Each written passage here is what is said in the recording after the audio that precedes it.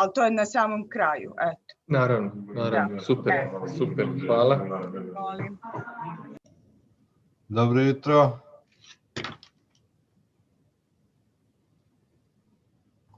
Dobro jutro, Mimi. Dobro jutro.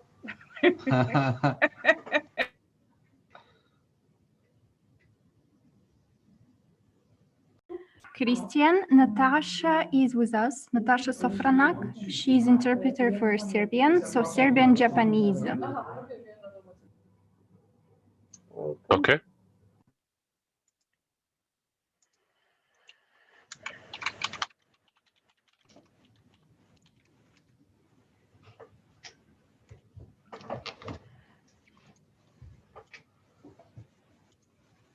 Alex? I'm here. Is everything okay with the speech? Yeah, we downloaded. It works. So Great. we'll see how it goes.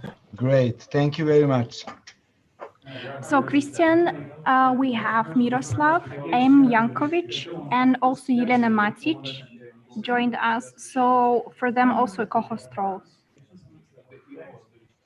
Jankovic, I have. Okay. And the second one was, sorry? Okay. Jelena Matic. Ah, yeah. Okay. I see her. Thanks. Made co-host, both of them.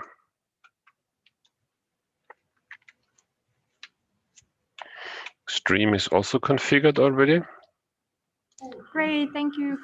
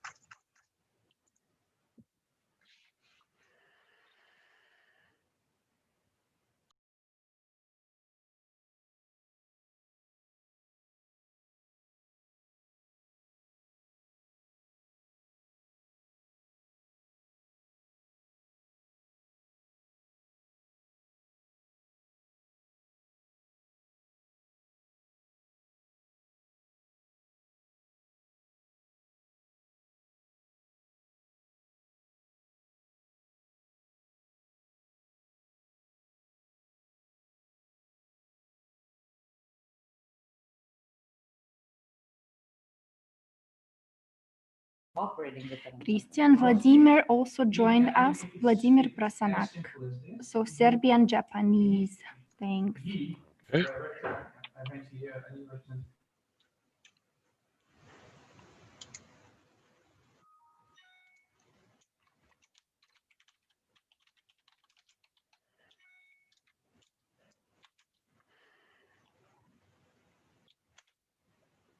Yeah, I just renamed Vladimir, interpreter Serbian, and I will assign it to.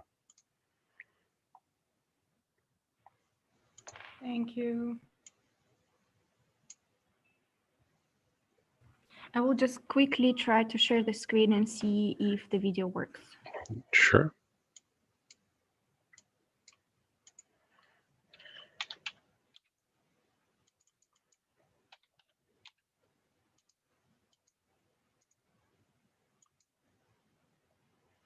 Good morning, everyone.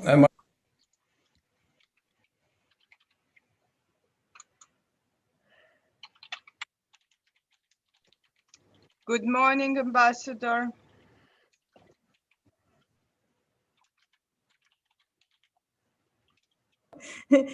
Goco, nećete čuti pošto nam je to bio video, samo što smo probavali da vidimo da li funkcioniše.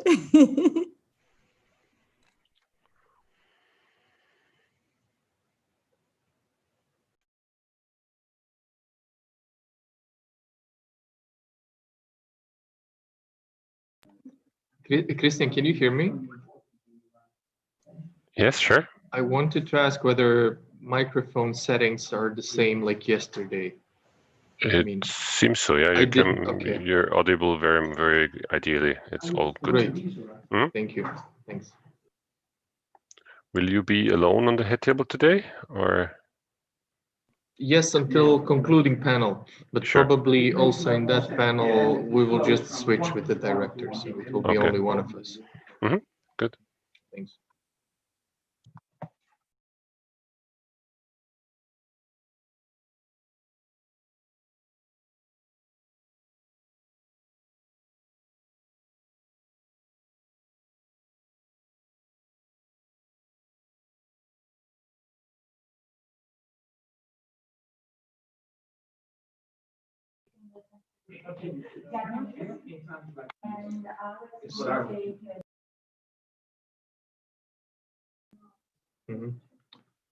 Okay, dear colleagues, let's check whether our interpretation channels work properly. So like I did yesterday, I will be reading a short paragraph.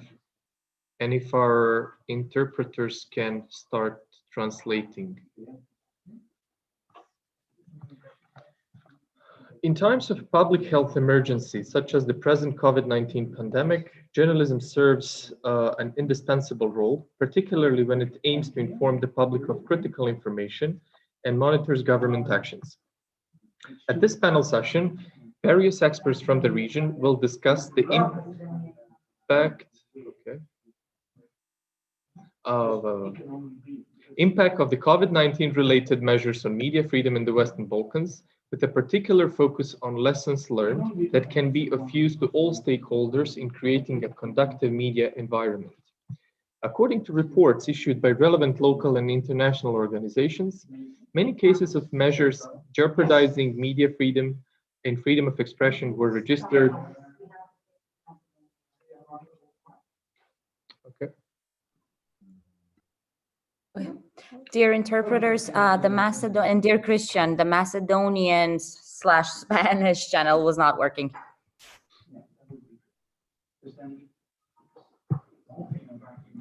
Okay, let me go to the Spanish channel, and could the Spanish colleagues please say something?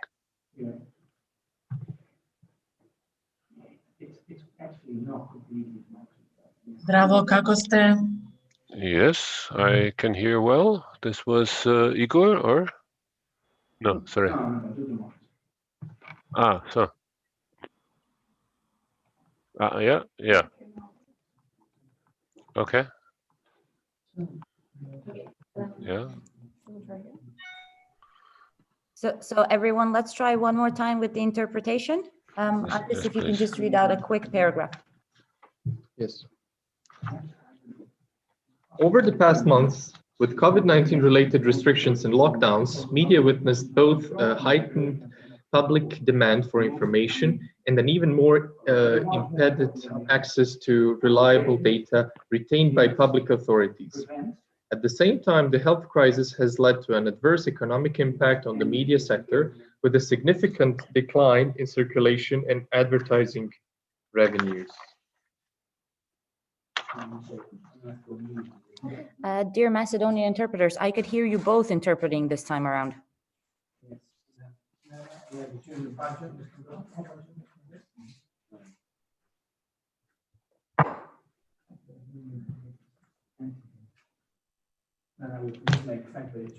At least I could hear both of your voices. Can you hear me now? You can. Okay, so could we try one more, like 2 sentences? Igor, will you, so are both Armand and Igor, you're both here, yeah? Yes, excellent. Okay, so shall we try with Igor just to check, and then Adis, go ahead with just a couple of sentences. Yes. This panel session will offer a platform for discussion on current regional practices and successful examples for establishing efficient mechanisms for documenting attacks and other forms of violence against journalists by law enforcement authorities and journalist associations. Databases created by journalist associations often offer different numbers of registered attacks on journalists compared to those established by the police or the prosecution.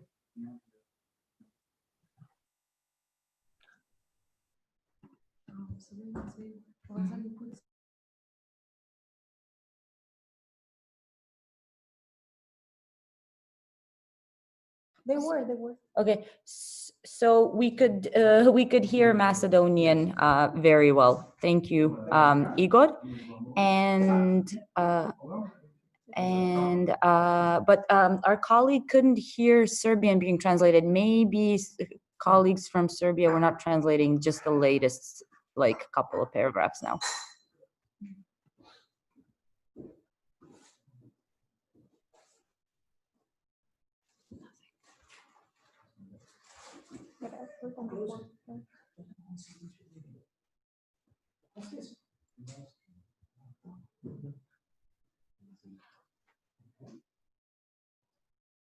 A, čujemo se.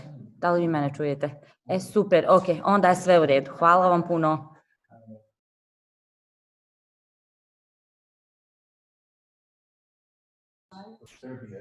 So with that, we've concluded the test for interpretation. All channels were working fine. Thank you all.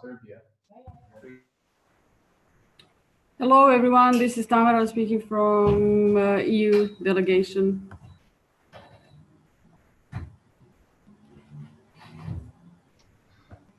Hello, Tamara. Hello, good morning. See you.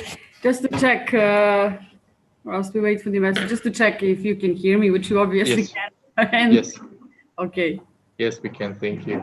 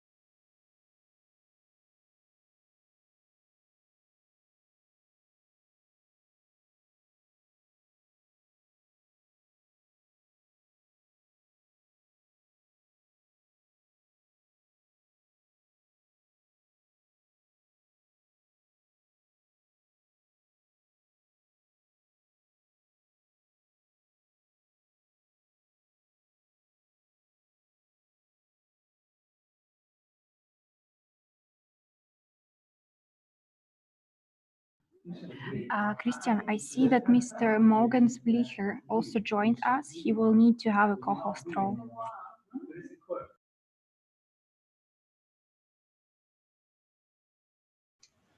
Assigned, thank you.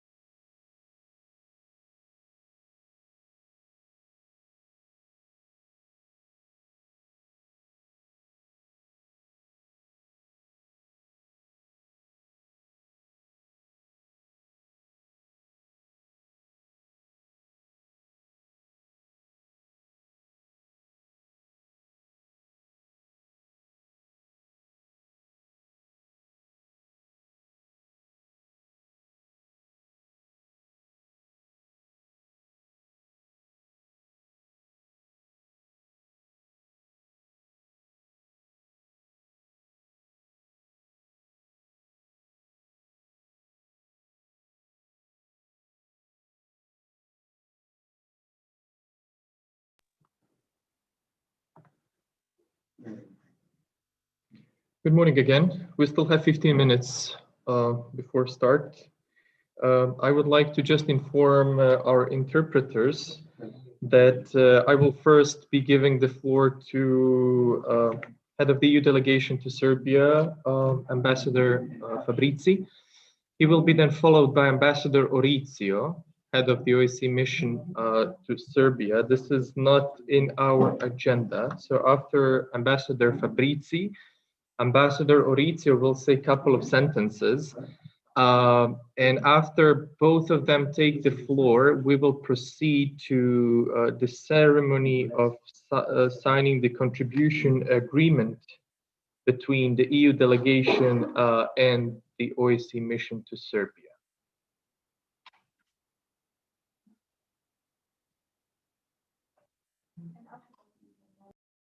Yes. Thank you, colleagues, who reminded me that only after the ceremony we will have a video message from Norwegian ambassador to Serbia.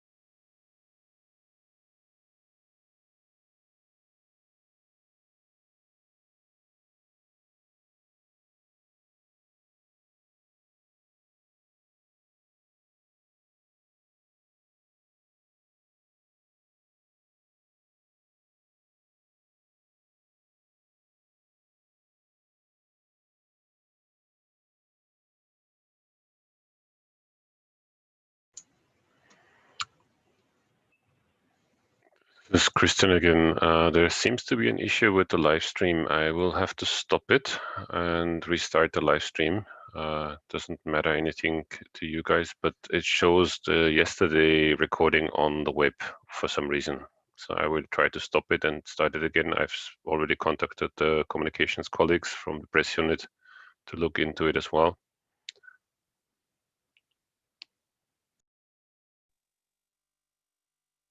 That's also okay.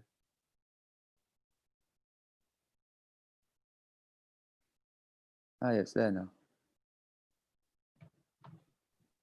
Good morning, Sebastian. So we have the day 1 stream from yesterday and then the day 2 stream below it. Okay, now I see the second one. Okay, Yeah. my browser didn't show for some reason. Okay, cool.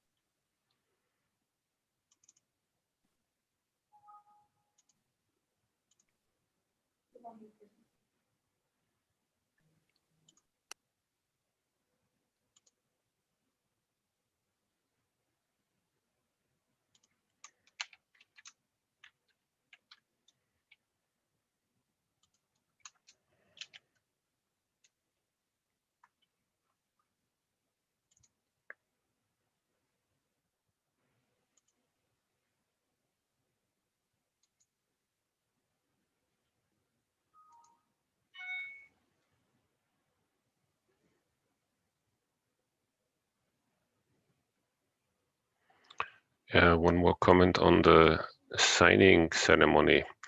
I spent some time yesterday testing a little bit, and if we manage to turn off all our cameras except the 2, which should be signing, then that potentially should work out at least on the stream, so that on the stream and on the recording we could have both signing pictures in next to each other. But it's absolutely important that all the others then must have the cameras turned off. Okay, thank you, Christian. Then I will remind all of our participants once again before the signing ceremony to turn off their cameras. Yeah, I can also, as a host, then click on those who have camera on and try. Yeah, thank you. Sure.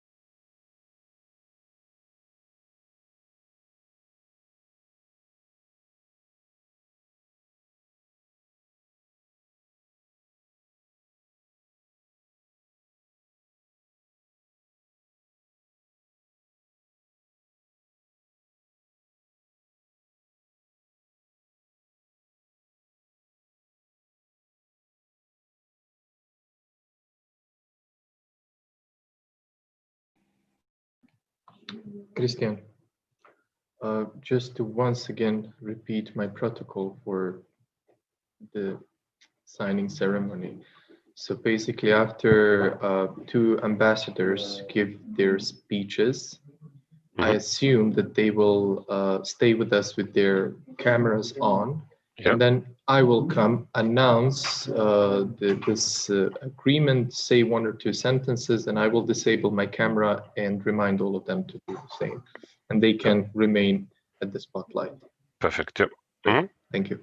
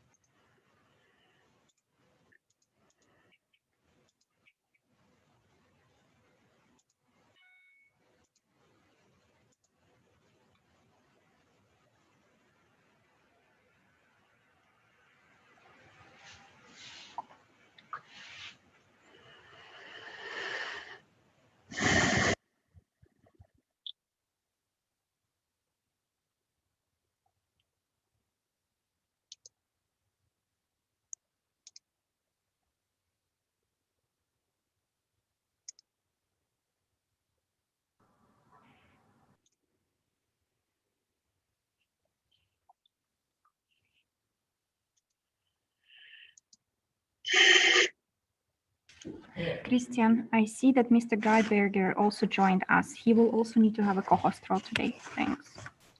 Okay. Co-host applied. Thanks.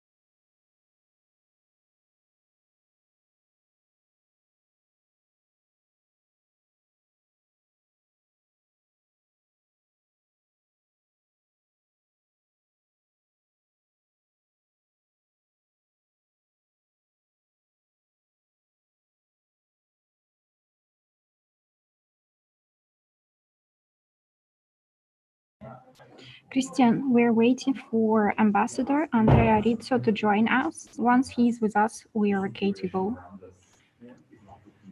Okay, fine.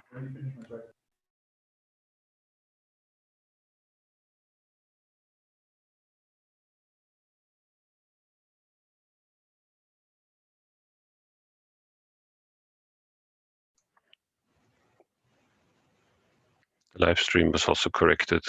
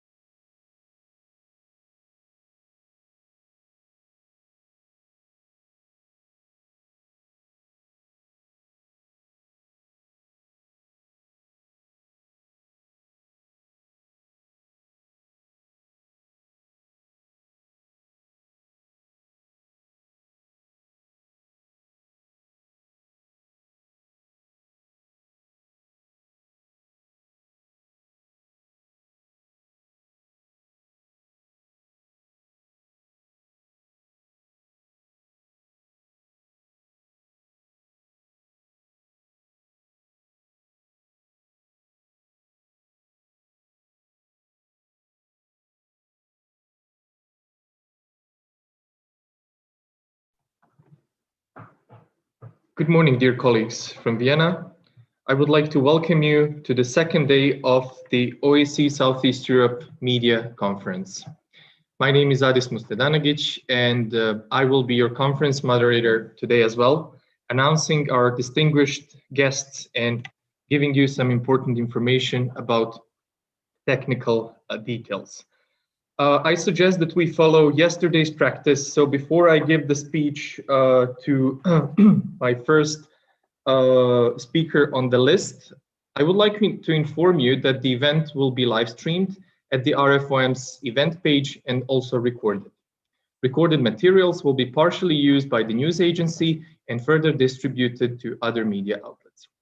All participants should mute their microphone and disable their camera at all times, except when given the floor. Please join me in warmly welcoming His Excellency Sam Fabrizi, head of the EU delegation to Serbia. Prior to this, he served as the ambassador to the EU to Australia and as the advisor on international relations to the President of the European Council in Brussels and to the Prime Minister of Italy in Rome. Ambassador Fabrizi, you have the floor.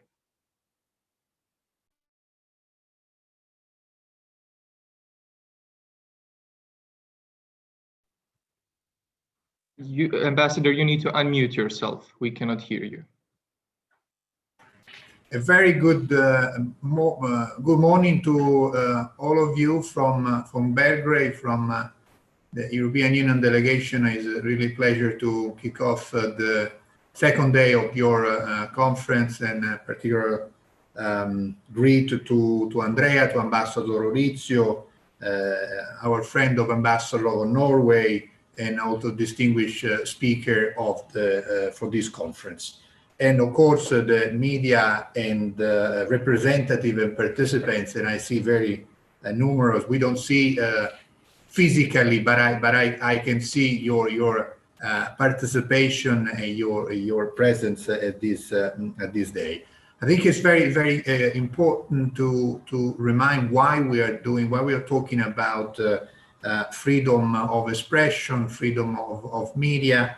I think it's the right to be informed, the right to inform are among the most important constitutional rights. They need to be upheld, promoted, and defended as necessary. And certainly, the European Union is continue giving to freedom of expression an important element in Serbia accession to the European Union. I would like upfront to thank the OSCE for his continuous work, and also our friend from the Norwegian embassy.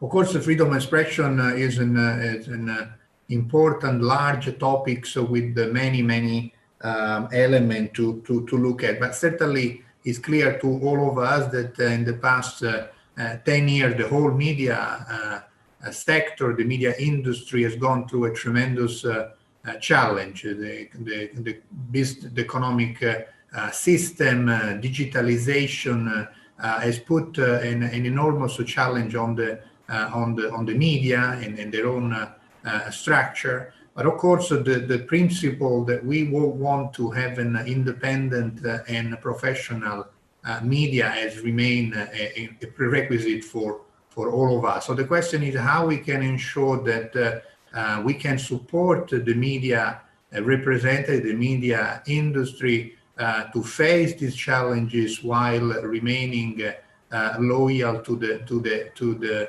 principle to provide independent and objective and professional information. Certainly, in the process of accession of Serbia to the European Union, we have issued regularly a number of analyses in our own annual report, in other occasions, how the European Union see the situation in Serbia. But it's important also to remind that through a common effort also done with the friends of the OSCE and others, a number of principles on how to reform the media sector in in Serbia has been found. I think the question of how to ensure economic stability of the media outlet, how to ensure pluralism, safety of journalism, self-regulation, transparency on media ownership, and so some of the area where the need to make reform. And the media strategy, which has been adopted earlier this year by the Serbian government with the help of the media representative and also with our own support, has identified a number of initiatives that need to be done to address some of these most important issues. Of course, the COVID-19 has added additional difficulties everywhere in Serbia, as in other countries, adding also additional pressure on journalists, loss of revenues, impossibility almost to distribute printed edition, difficulty to access to the source of information for COVID measures, for the COVID situation in general. Certainly, the situation has become even more complicated, but that's why it's even more important to pick up again the media strategy, to work and start its own implementation. So also to look to face all this situation, we here at the EU delegation, in an agreement, of course, with Brussels, we have stepped up our own effort to help the media sectors.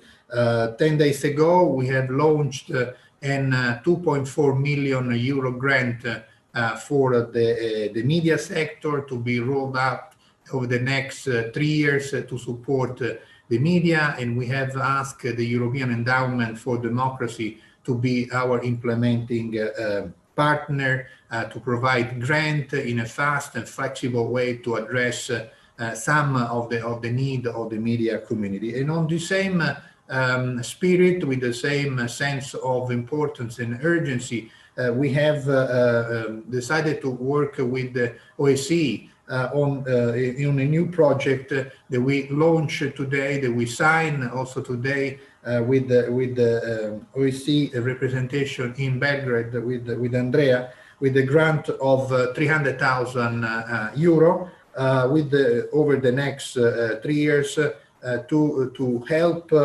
strengthening the safeguard for freedom of expression, and of course to ensure pluralism of professional and objective voices in the digital era. Of course, looking at local level, minority outlets, so the media industry should be looked not just at the big group, but also we need to look at the small outlet.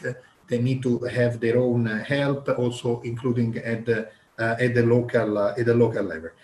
2 points where this program that we launch today will have a particular impact.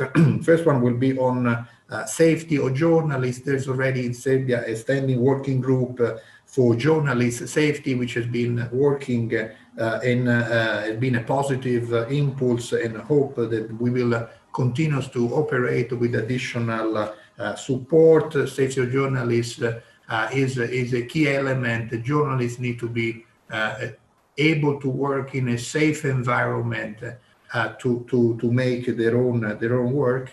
And certainly this the case of there's some cases of long-standing cases of journalists who have lost their life in the line of duty. They need to be solved.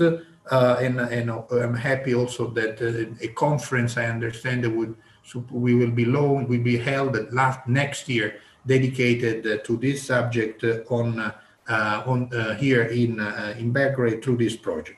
On media strategy, already I said, this is a long-standing commitment that everybody has been made. There's a need to pick it up again. I think there will be also a duty for the new government in Serbia to define quickly the implementation of this media strategy and start to work in implementation. Certainly, again, I would like to express my best wishes for this second day of the conference. I think is also telling the importance that we all attach to these issues. A special thanks to Andrea Orizio, Ambassador Orizio, who is leaving his post over the next few days. But of course, it's important to stress that he devoted also his last few days also to continue to work on freedom of media and launch with us, with the European Union, this project. And of course, I'm happy now to conclude my remarks, proceeding to sign this grant that we have launched today with the OEC. So I sign.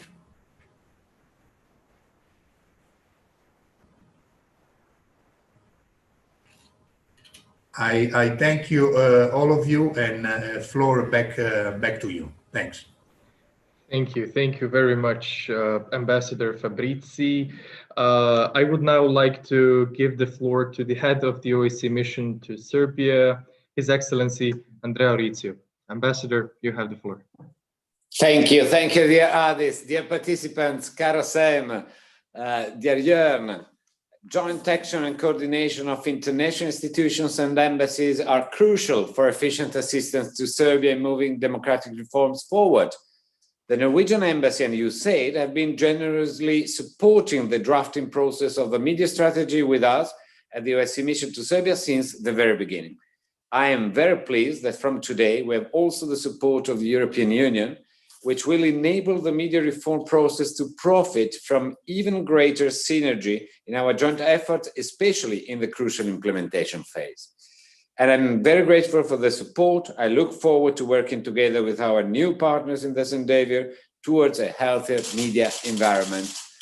And I subscribe all words that Sam was saying. And now I will also, as you see, we had to be creative. So also in the signature, we must find different ways. And now I will be signing the 3 copies of this agreement, being very grateful to Sam for his energy on this.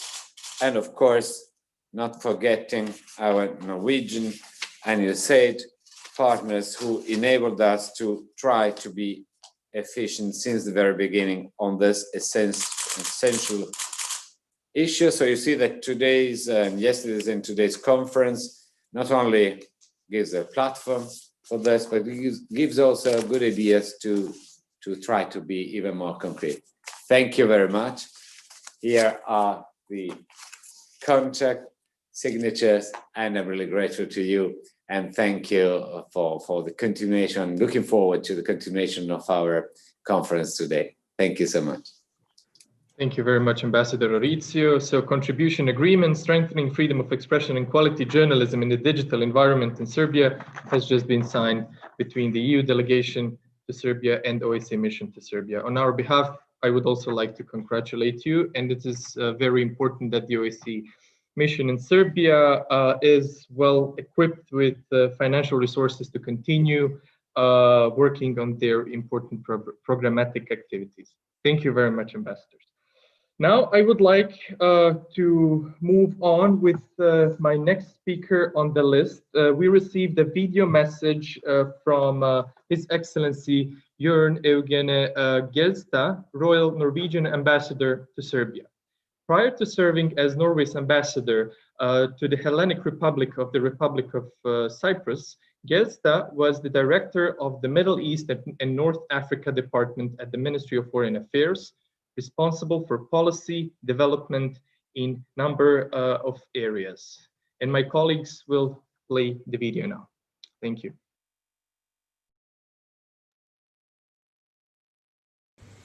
Good morning, everyone, and my best regards to Ambassador Orizio and Ambassador Fabrizi, dear journalists and media experts, ladies and gentlemen. As the Ambassador of Norway to Serbia, It is a great pleasure for me to welcome you all to the second day of the 7th OSCE Southeast Europe Media Conference, called the new Frontline, working together to foster media. A vibrant, free and responsible press is the cornerstone to every democratic system. It is the right of every citizen to receive pluralistic information which shapes public opinion on numerous topics and directly affects their lives and well-being. Citizens must be adequately informed if they are to participate actively in their society. And this is of particular importance in time of crisis, such as the one we are facing today, the pandemic health crisis with its grave economic and social implications.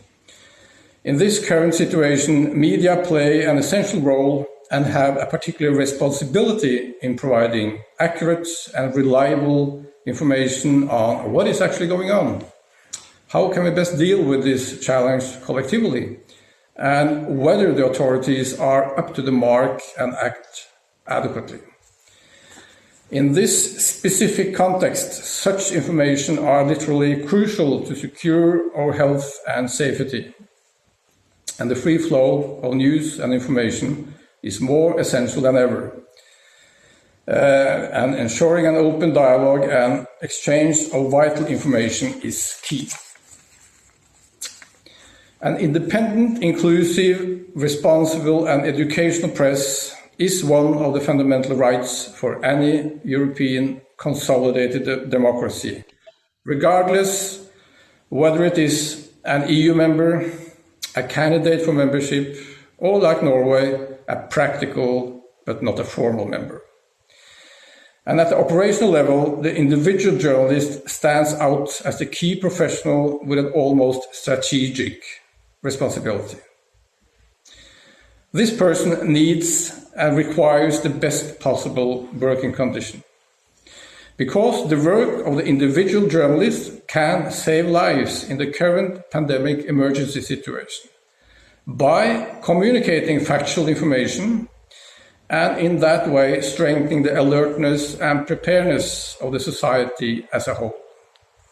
And this is why their physical and psychological safety should come first. Media organizations should make sure that journalists are trained on sanitary precautions and equipped with protective material. When sending journalists to report on the virus, their safety must be a priority.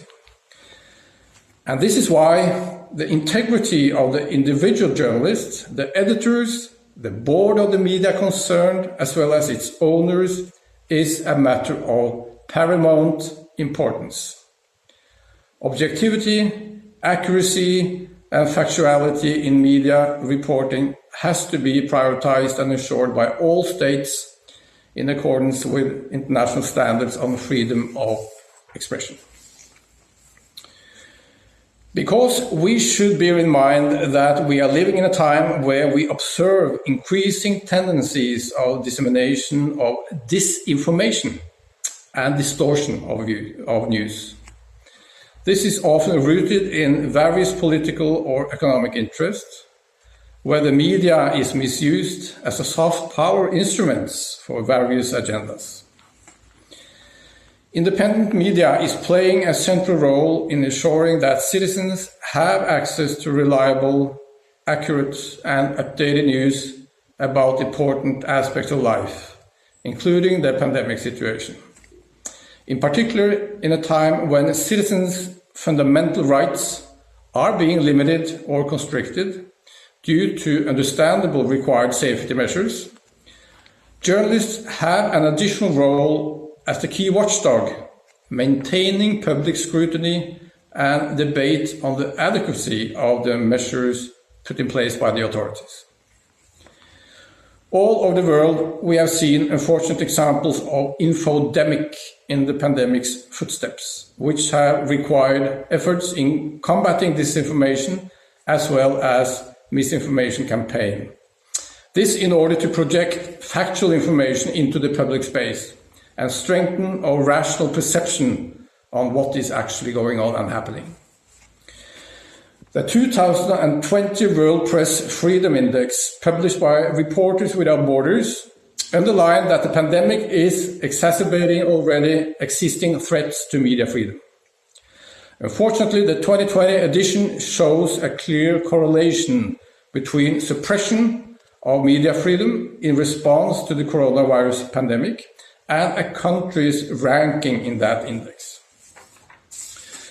We are all saddened to learn about journalists who are threatened or silenced for criticizing authorities.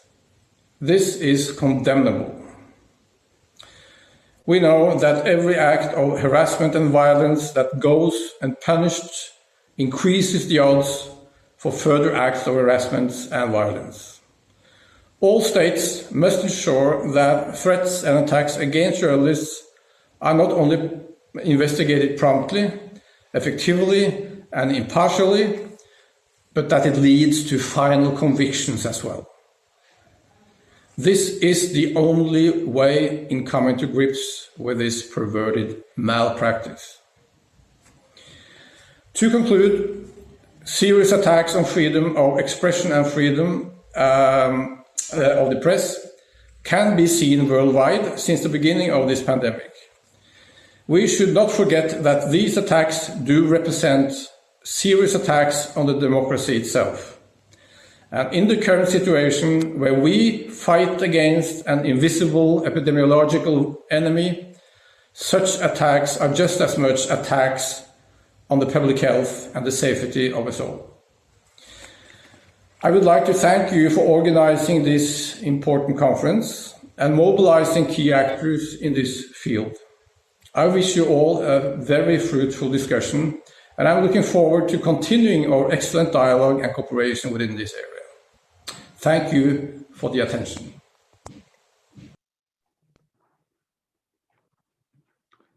Thank you very much, Ambassador Gelsta, and thank you for your support to the freedom of the media in Serbia and in the whole region. Dear colleagues, before I give the floor to our keynote speaker, Mr. Guy Berger, let me inform you that simultaneous interpretation from local languages into English and English into local languages is also provided. You may see at the bottom of your screens a small globe that represents languages. Kindly note that interpretation channels in the Zoom platform will be assigned as follows.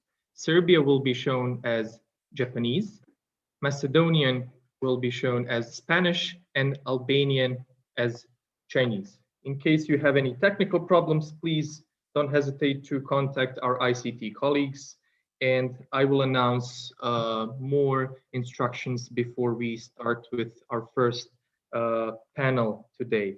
Now, it's my pleasure to announce Mr. Guy Berger, Director for Freedom of Expression and Media Development at UNESCO. Berger is responsible for the organization's global work on press freedom, safety of journalists, internet freedom, media pluralism and independence, gender and media, media and information literacy, and journalism education.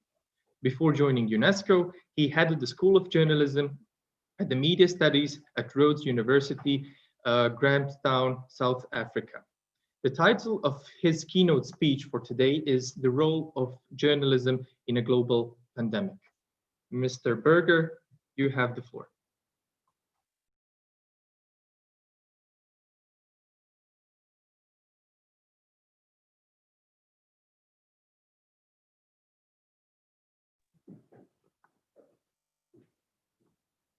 Mr. Berger, are you here with us?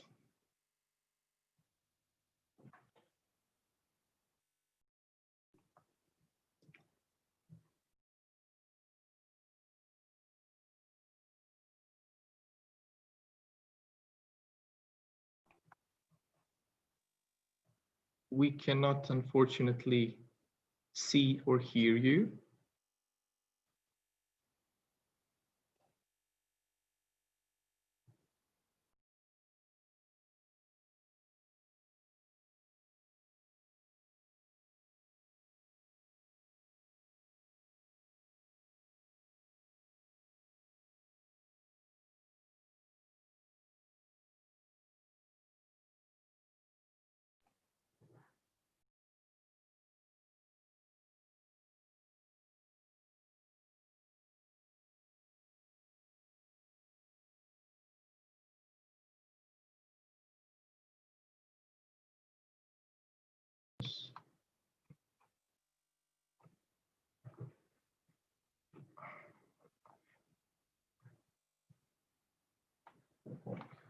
Okay, while we're waiting for Mr. Berger to join us,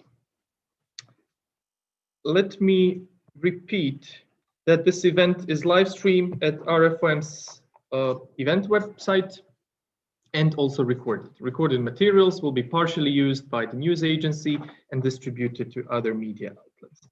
All participants should mute their microphones and disable their camera at all times except when given the floor. I can use this time also to tell you how to register for the floor, should you want to take it after our first panel. So participants who wish to take the floor and make a statement or pose a question need to contact our co-host floor request. Then the moderator will give the floor to the participants. When given the floor, participants proceed to unmute themselves and enable the camera. Another option that you can use if you don't want to use your cameras and to pose a direct question to one of our expert speakers, you can simply write a written question to our colleague and co-host Q&A request. The moderator will take up these anonymous questions to the speakers. Mr. Berger, can you hear us now?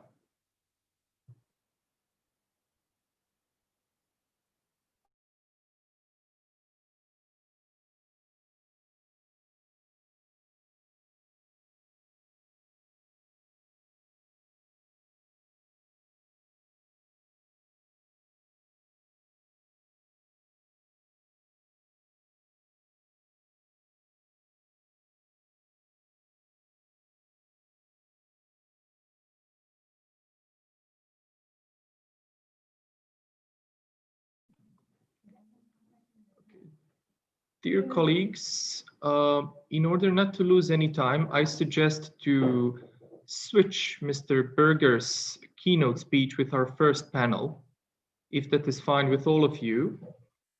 Hopefully we will be luckier with his connection in an hour and a half.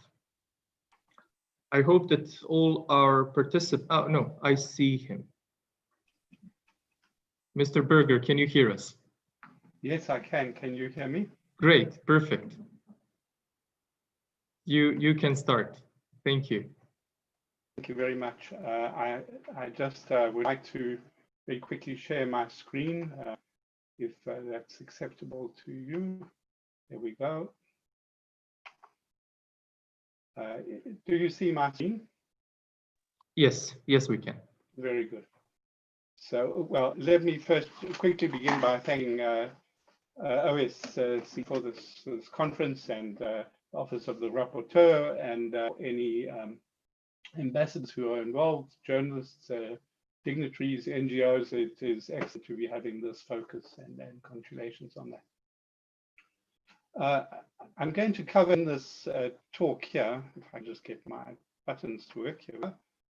Here we go. A couple of points. I'll try and pinpoint what's new about the situation inside what people call the perfect storm, but in fact, I think we can say it's a hurricane.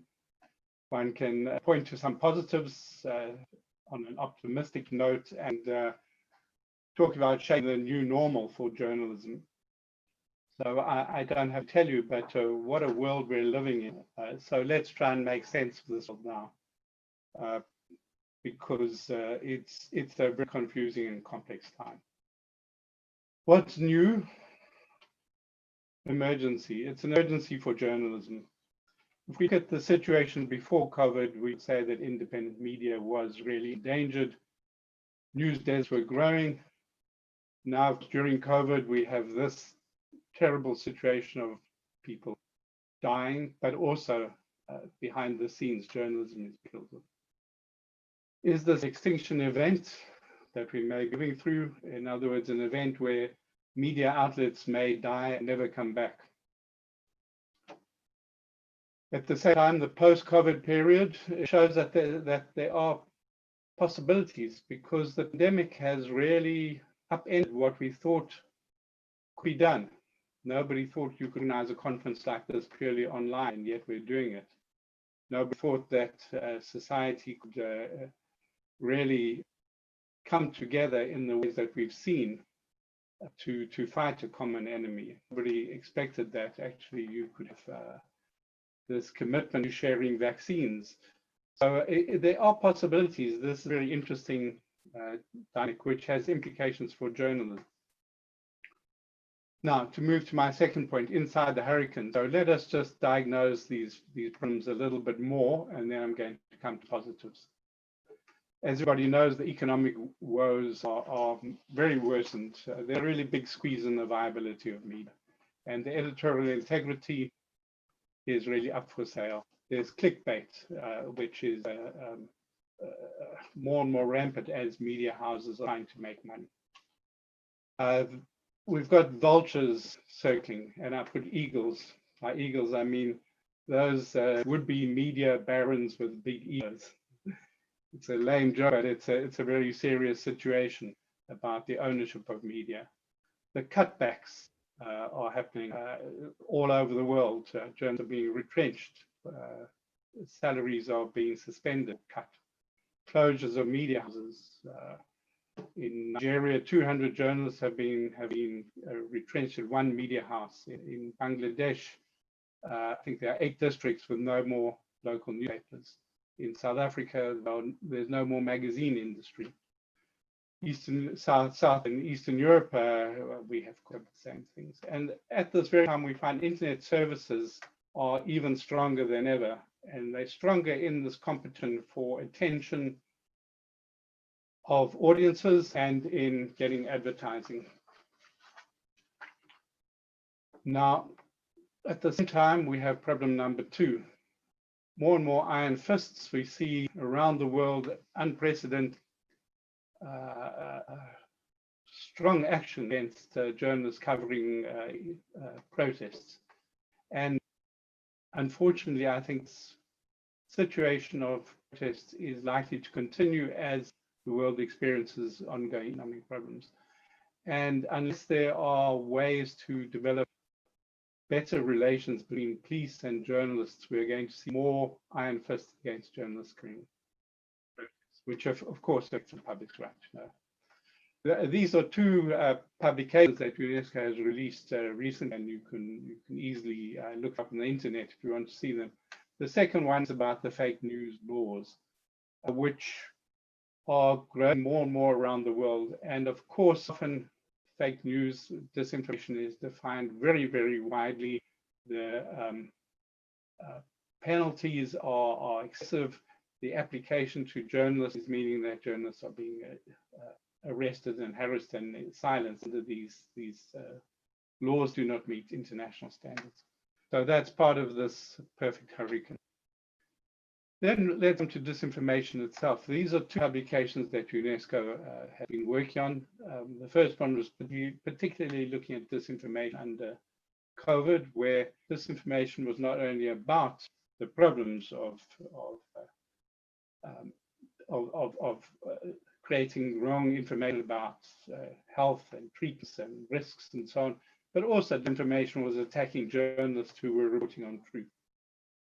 This new publication on the right here, Balancing It, this is one that will in fact be launched today. This is perhaps the world's most comprehensive study of disinformation, 350 pages, examining the different kinds of responses to this huge problem.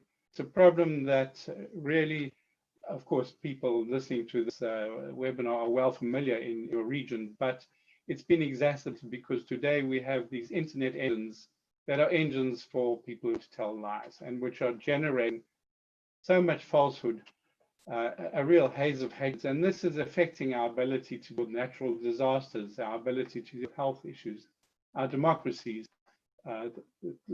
global climate change. It's become a really huge problem for the world across all kinds of spheres. Then we also are seeing in-period transparency going into reverse gear.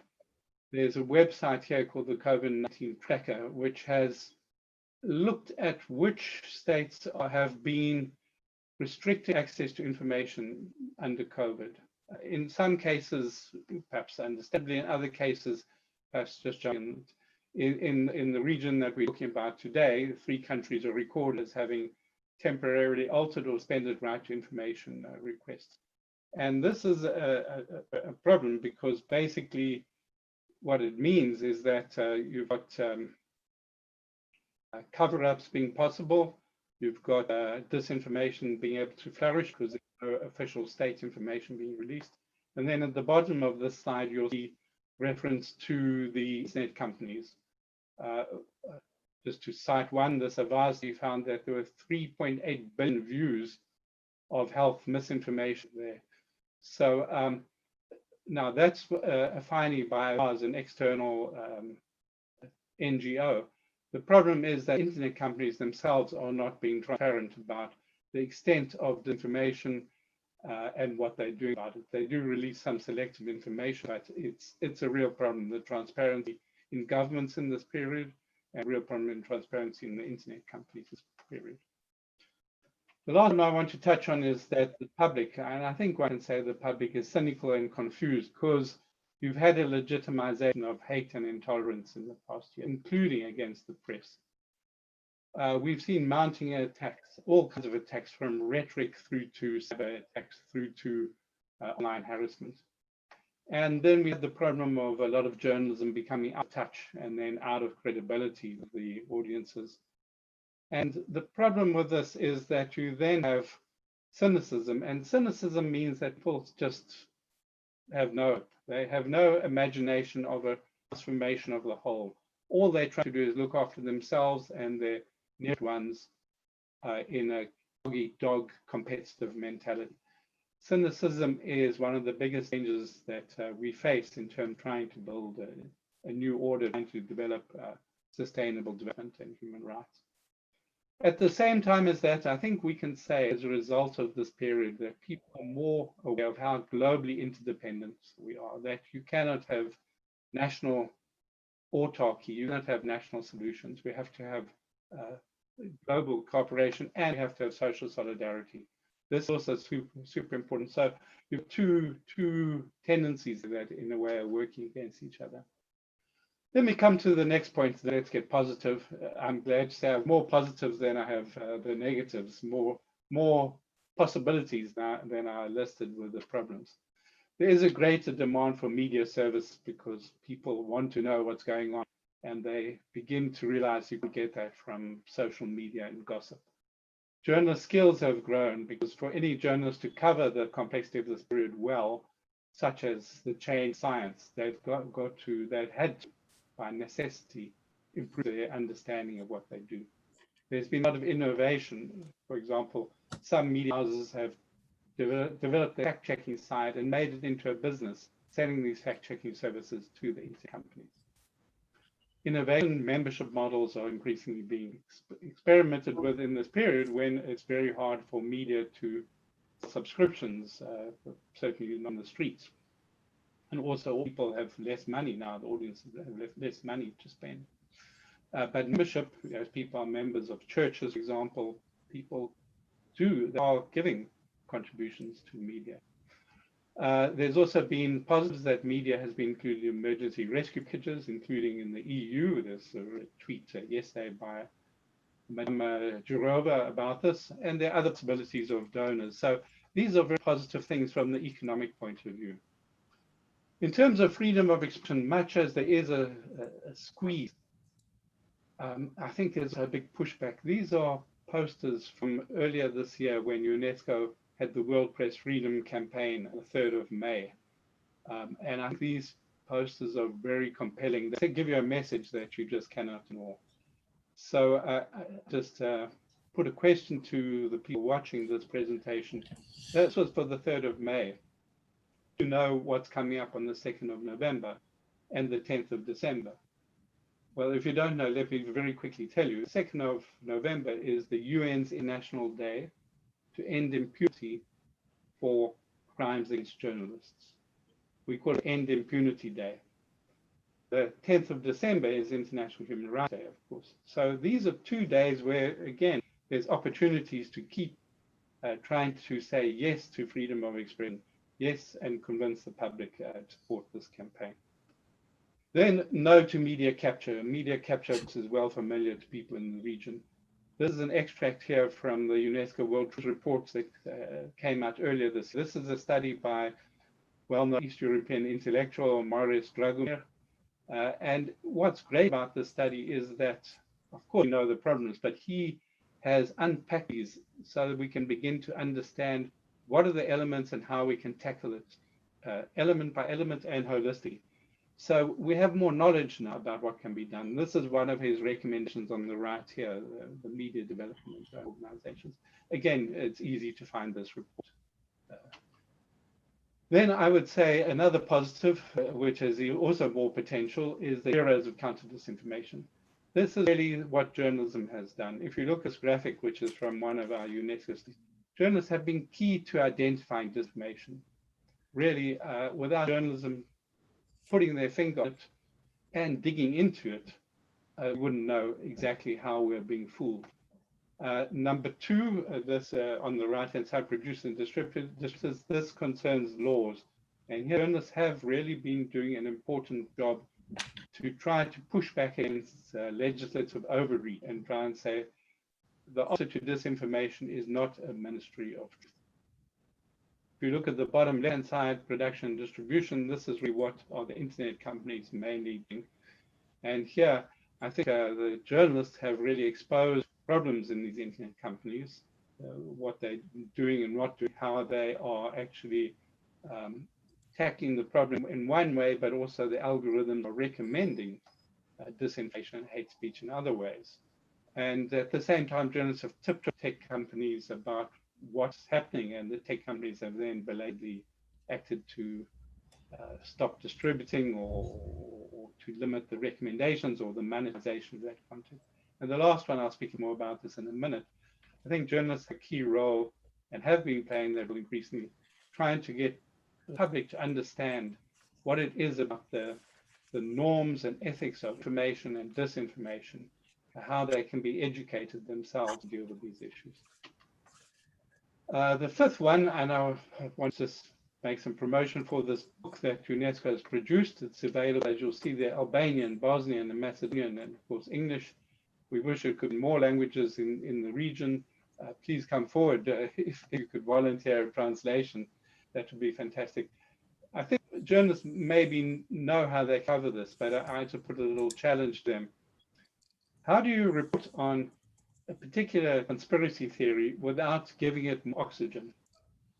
Well, if you look at this handbook, you see there's a formula called a truth sandwich.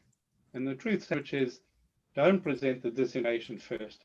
Present the truth first, present the disinformation, and then repeat the truth at the end. It's a truth sandwich. It's a simple technique, but it's very important, because if you start putting the disinformation first, you just draw more attention to it.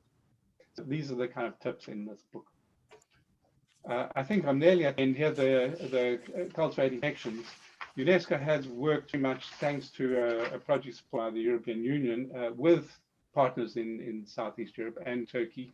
That's the link there. And what we've been doing is looking at, for example, press councils. Press councils are super important for raising the standards in the profession and defending the profession against attacks and convincing the public that they have an opportunity for redress if the media make a mistake or do something ethical. This is really important in terms of the credibility of media and trust of the public. And then the second area that we're working a lot in is this media and information literacy. This is working with the audiences, with the education departments, as I've said here. A MOOC, as you know, is an online course on MIL. And here I think journalists have a real potential to also start to educate the public more about how does media work, what is advertising, what does it mean when the public have free services from the internet, who's really paying for it, and what does it mean in terms of the information that they receive. So there's a lot there. And educating the public about the right to information, their right to expression, their right to press freedom. The last potential I want to stress here is the potential for access to information. This is the other day coming up, which the UN General Assembly has proposed on the 28th of September. And this is a time, I think, when at UNESCO we'll be organizing some events. So I do encourage you to to join in and help amplify them and organize your events. This is really important in this period of COVID because people need information, but we also need data. We need information. We need the data that underlies the information about how many infections, how many tests. We also need the data on procurement. There's a lot of spending, emergency spending on, for example, protective equipment. There will be spending on vaccinations and so on. We need to know, is this taking place with due process? Are the contracts being given fairly? And this really means that there's an opportunity to push for access to information to get the public support for that. So I begin to wind up the new normal.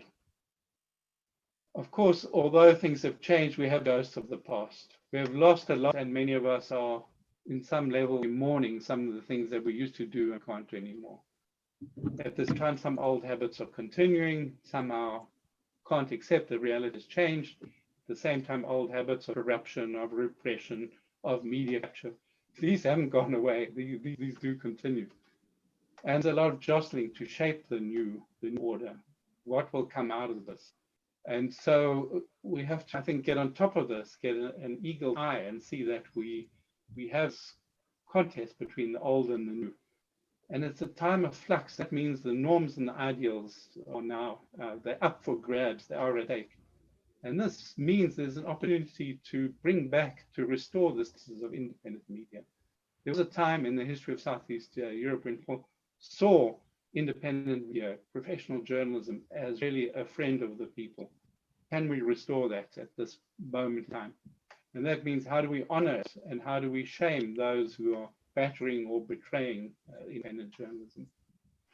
So this is a moment when norms, what's normal, what's acceptable, what's not acceptable. It's a chance for us to hold out hope to humanity, to really say there are some ideals, the ideals of truth, the ideals of journalism, the ideals of independence, the ideals of action, cooperating for common interest in a society and internationally. So I end by saying this, that at its root, what we're talking about now, today, is journalism as a public good. Not as business, not as a political weapon, but as a public good. And that's the value that we really have to foreground. So rather than this being a time of criminal countdown, let's seize the moment and transform this crisis. I think that's who we can be, people who take the time to do this webinar. We can be active agents building back better in the field of journalism and its place in society. That should be our identity, a sense of belonging, that we're in a community, in a movement to do this, to make sure that this crisis does give us the kind of journalism that we want and that the world deserves. So with that, I conclude, and I thank you so much for the opportunity to engage with you. And please feel free to interact further with me. Thank you very much. I'll stop sharing my screen and hand back to our moderator. Thank you. Thank you very much, Mr. Berger, for joining us this morning and for giving a great introduction into our next panel. Of course, please stay with us. So after the third panel, we would like to encourage all our participants to pose their questions to the panelists, but also to our keynote speaker. Okay, it's time to move to our panel session 3, COVID-19's impact on media freedom in the Western Balkans. The panel will be moderated by Mrs. Borka Rudic, Secretary General of the Association of Journalists of Bosnia and Herzegovina. She, among others, worked with Radio Sarajevo, Oslobođenje, Tjednik, Beta News Agency, Radio Fern, Bosnian magazine Dani, and for the Danish Refugee Council as the manager of the SEE radio network. Borka, you have the floor. Please introduce your panelists, and thank you very much for joining us today. Thank you, Adis. Good morning to all of you. Dear colleagues, dear participants, I am very glad to moderate third session with a focus on the impact and consequences by the COVID-19 pandemic on the media freedoms and to the work of journalists in our region. The period of pandemic has changed journalism in all segments, in a positive or negative sense, but also in the segment of free access to credible, true, and precise information important to the citizen.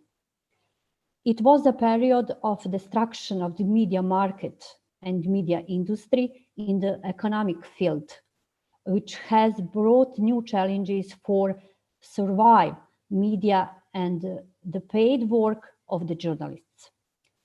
At the same time, we are recording increased number of threats and attacks to journalists. The Safe Journalist platform has registered at least 113 different cases of violence against media and journalist safety in the Western Balkan region from the beginning 2020 until now.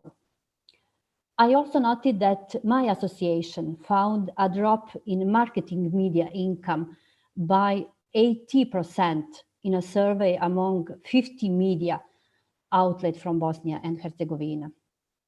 On the other hand, the positive changes that have taken place in the media community are the strengthening media role in informing and educating citizens about coronavirus. It seems that the citizens reminded themselves how media and journalists are important, and that without them, it wouldn't be possible to overcome all difficulties of quarantine, isolation, and problems with pandemic influences to our society. I will talk about this topic with three panelists. Mr. Mogens Blicher-Bjerregaard, President of European Federation of the Journalists, Mr. Sasha Mirkovic, a professor at the School of Media and Communication of Singidunum University in Serbia, and Mrs. Marina Tuneva, Executive Director of the Media Ethics Council in North Macedonia. I call the panelists to put in function their microphones and cameras. We will start with colleague Mogens, who had a long-term experience in journalism, and he also had a professional experience to establish the standard for different activities by journalist association and trade unions in media freedoms issue. I like to say that Mogens is one of the most prominent public advocates of media freedom and a defender of journalist rights. Did you see Mogens? Yeah. Yeah. Thank you. Yeah. Thank Yes, I have a question for you.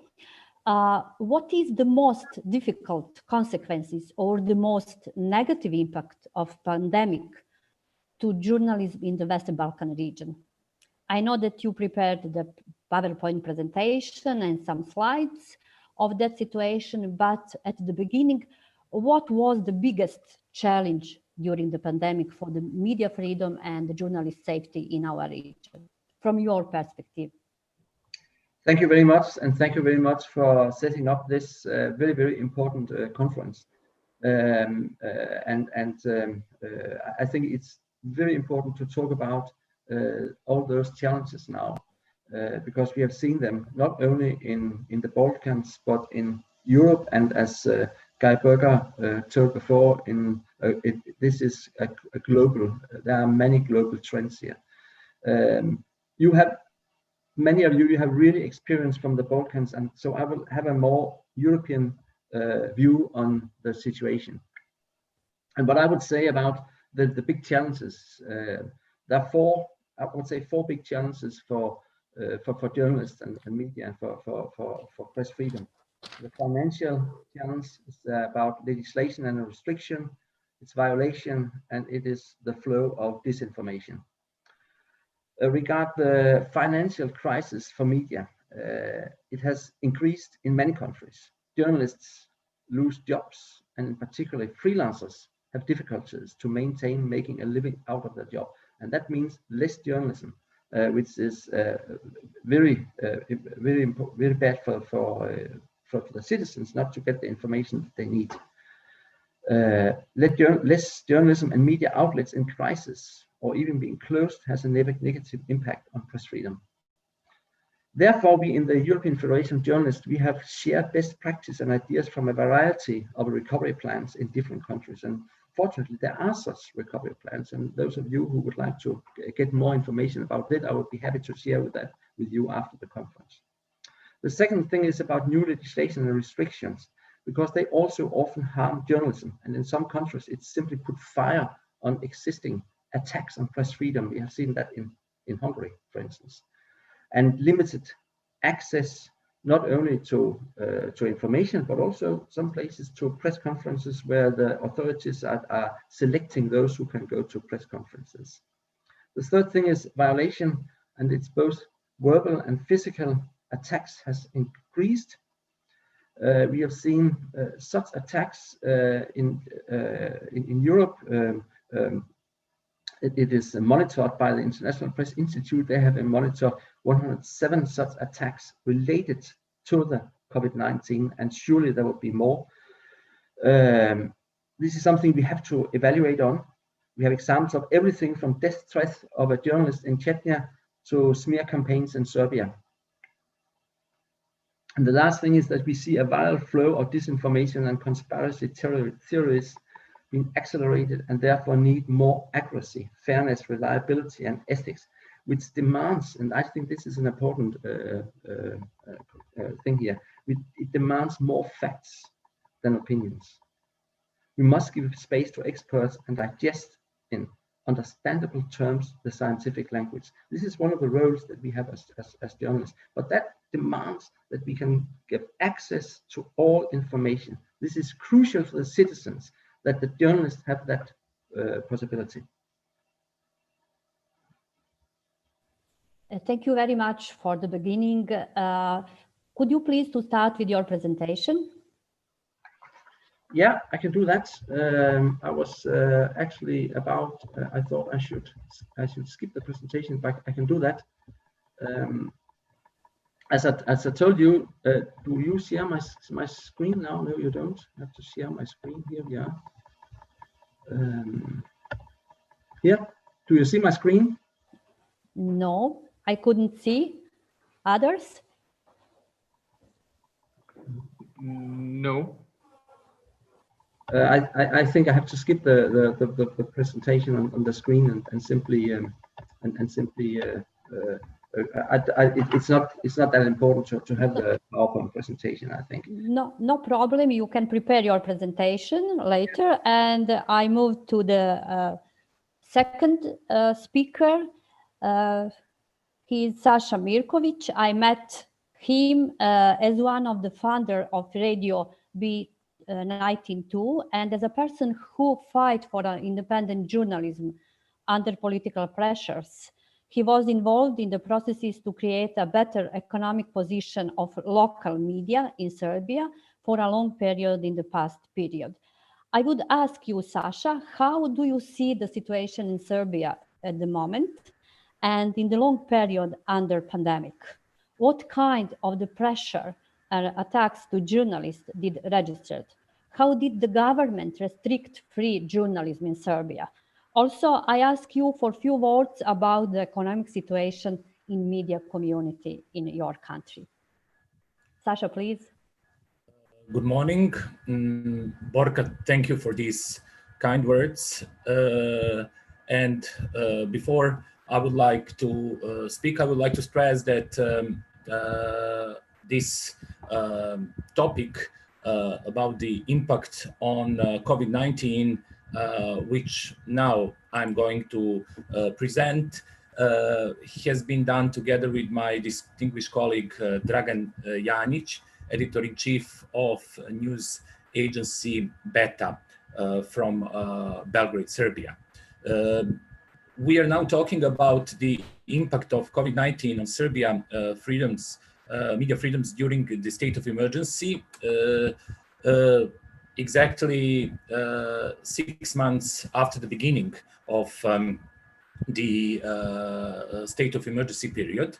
And this 2-month long state of emergency period, in combination with aggravation of business environment and financial problems, has already manifested its delayed negative impact on Serbian media scene.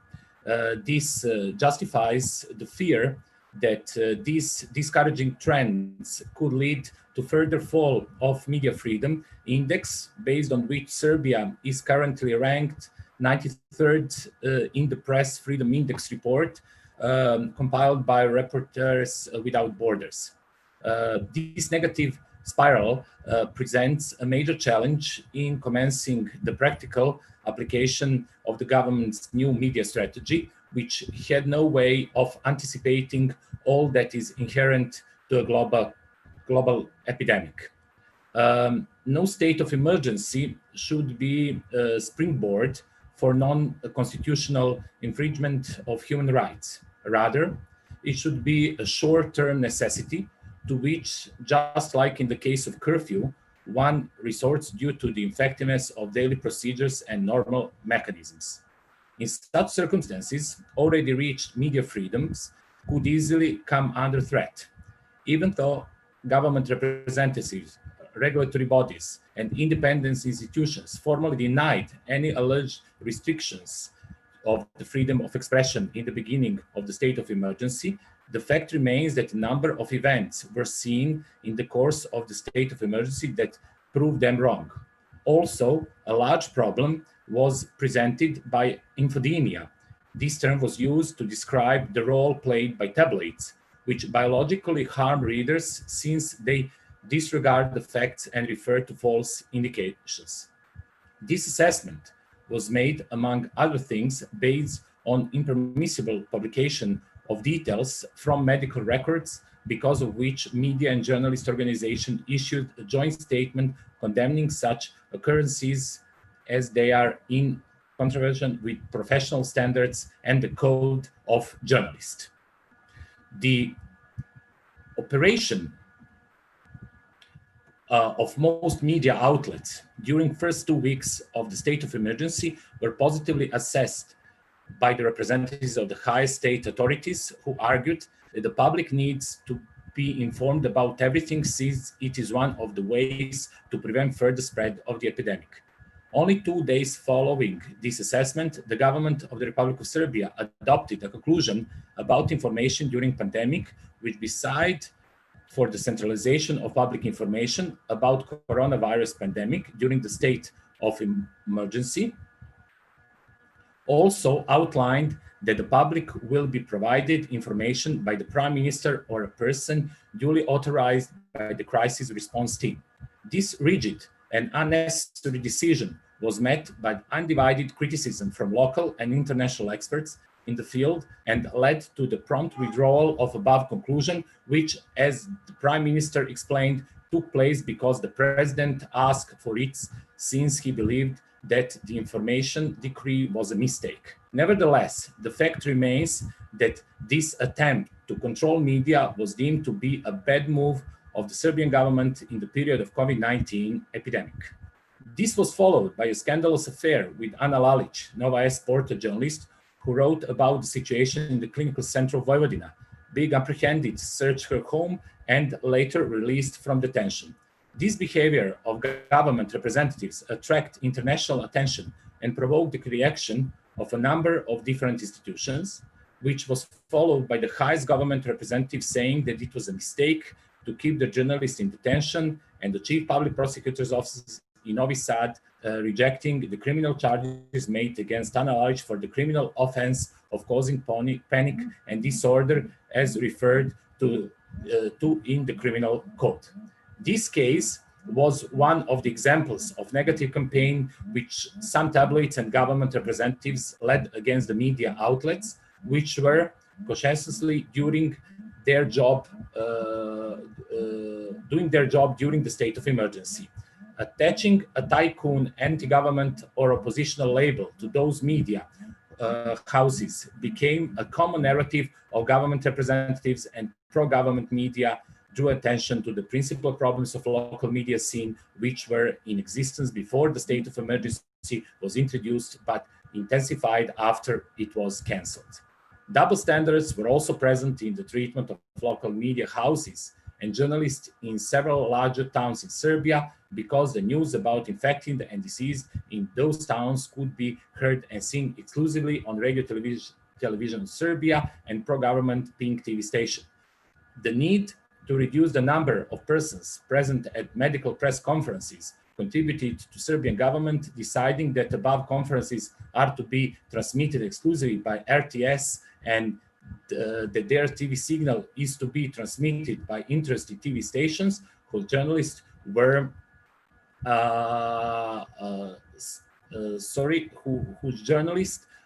were still allowed to attend daily media briefings. This was a prelude for the government's decision on denying journalists access to daily press conferences due to the alleged spread of the virus and leaving them with the option to pose questions by mail. This baffling decision was seen as the government attempt to prevent the wider public to watching these press conferences understand that there is a difference between the question asked by pro-government media and those asked by the media who are doing their job professionally, and distinguish between the media houses which promote public interest and those which promote the interest of their political party. Dubitable concept of press conferences organized in this manner, which was met with condemnation and unclear selection criteria for the question sent, contributed to the situation where increasingly more media houses ceased to send questions to the crisis response team. Instead of serving the purpose of informing a wide auditorium, subsequent restoration of the former format of press conferences was abused by the representatives of the conflicting media, which denunciated and trash-talked each other live on TV. Above examples clearly show why the importance of media pluralism, freedom of opinion, and accessibility of relevant information was justifiably emphasized during the state of emergency. Although the impact of public media service was definitely the greatest, the information cable channels, web portals, news agencies, digital platforms, and social networks also gained in importance. It is increasingly more obvious that print media are losing this battle, and the reasons lie in information becoming more accessible via new technologies, the restriction of movement, and impaired distribution and sale of the print issues. The state of emergency made it necessary for most media houses to reorganize the way they operate. Namely, it was then they faced a growing number of problems and the crisis, which was deepened further by decreased consumption, absence of marketing budgets, and considerably lower incomes from the points of sale.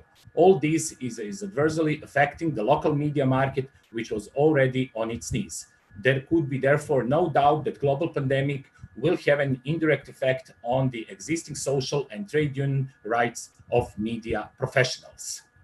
And to finish, I would like to stress that all mentioned above led to Serbia being, according to the research made by the Reporters Without Borders, including in the group of 90 countries out of 193 members of the United Nations, in which media rights infringements were registered in reporting about COVID-19. This same organization included journalist Ana Lalić among information heroes from the ranks of media, whistleblowers, and journalists who, through their work, contributed to saving of lives, in some cases with serious consequences for themselves. Similar consequences were suffered by all investigative journalists, portals, and media, which even after the state of emergency was cancelled, continued to inform general public about dramatic insights which were of public interest. Radical reactions of the government offered further proof that the actual state of affairs was being concealed, which produced fear and distrust of the population with regard to the measures imposed by the crisis response team.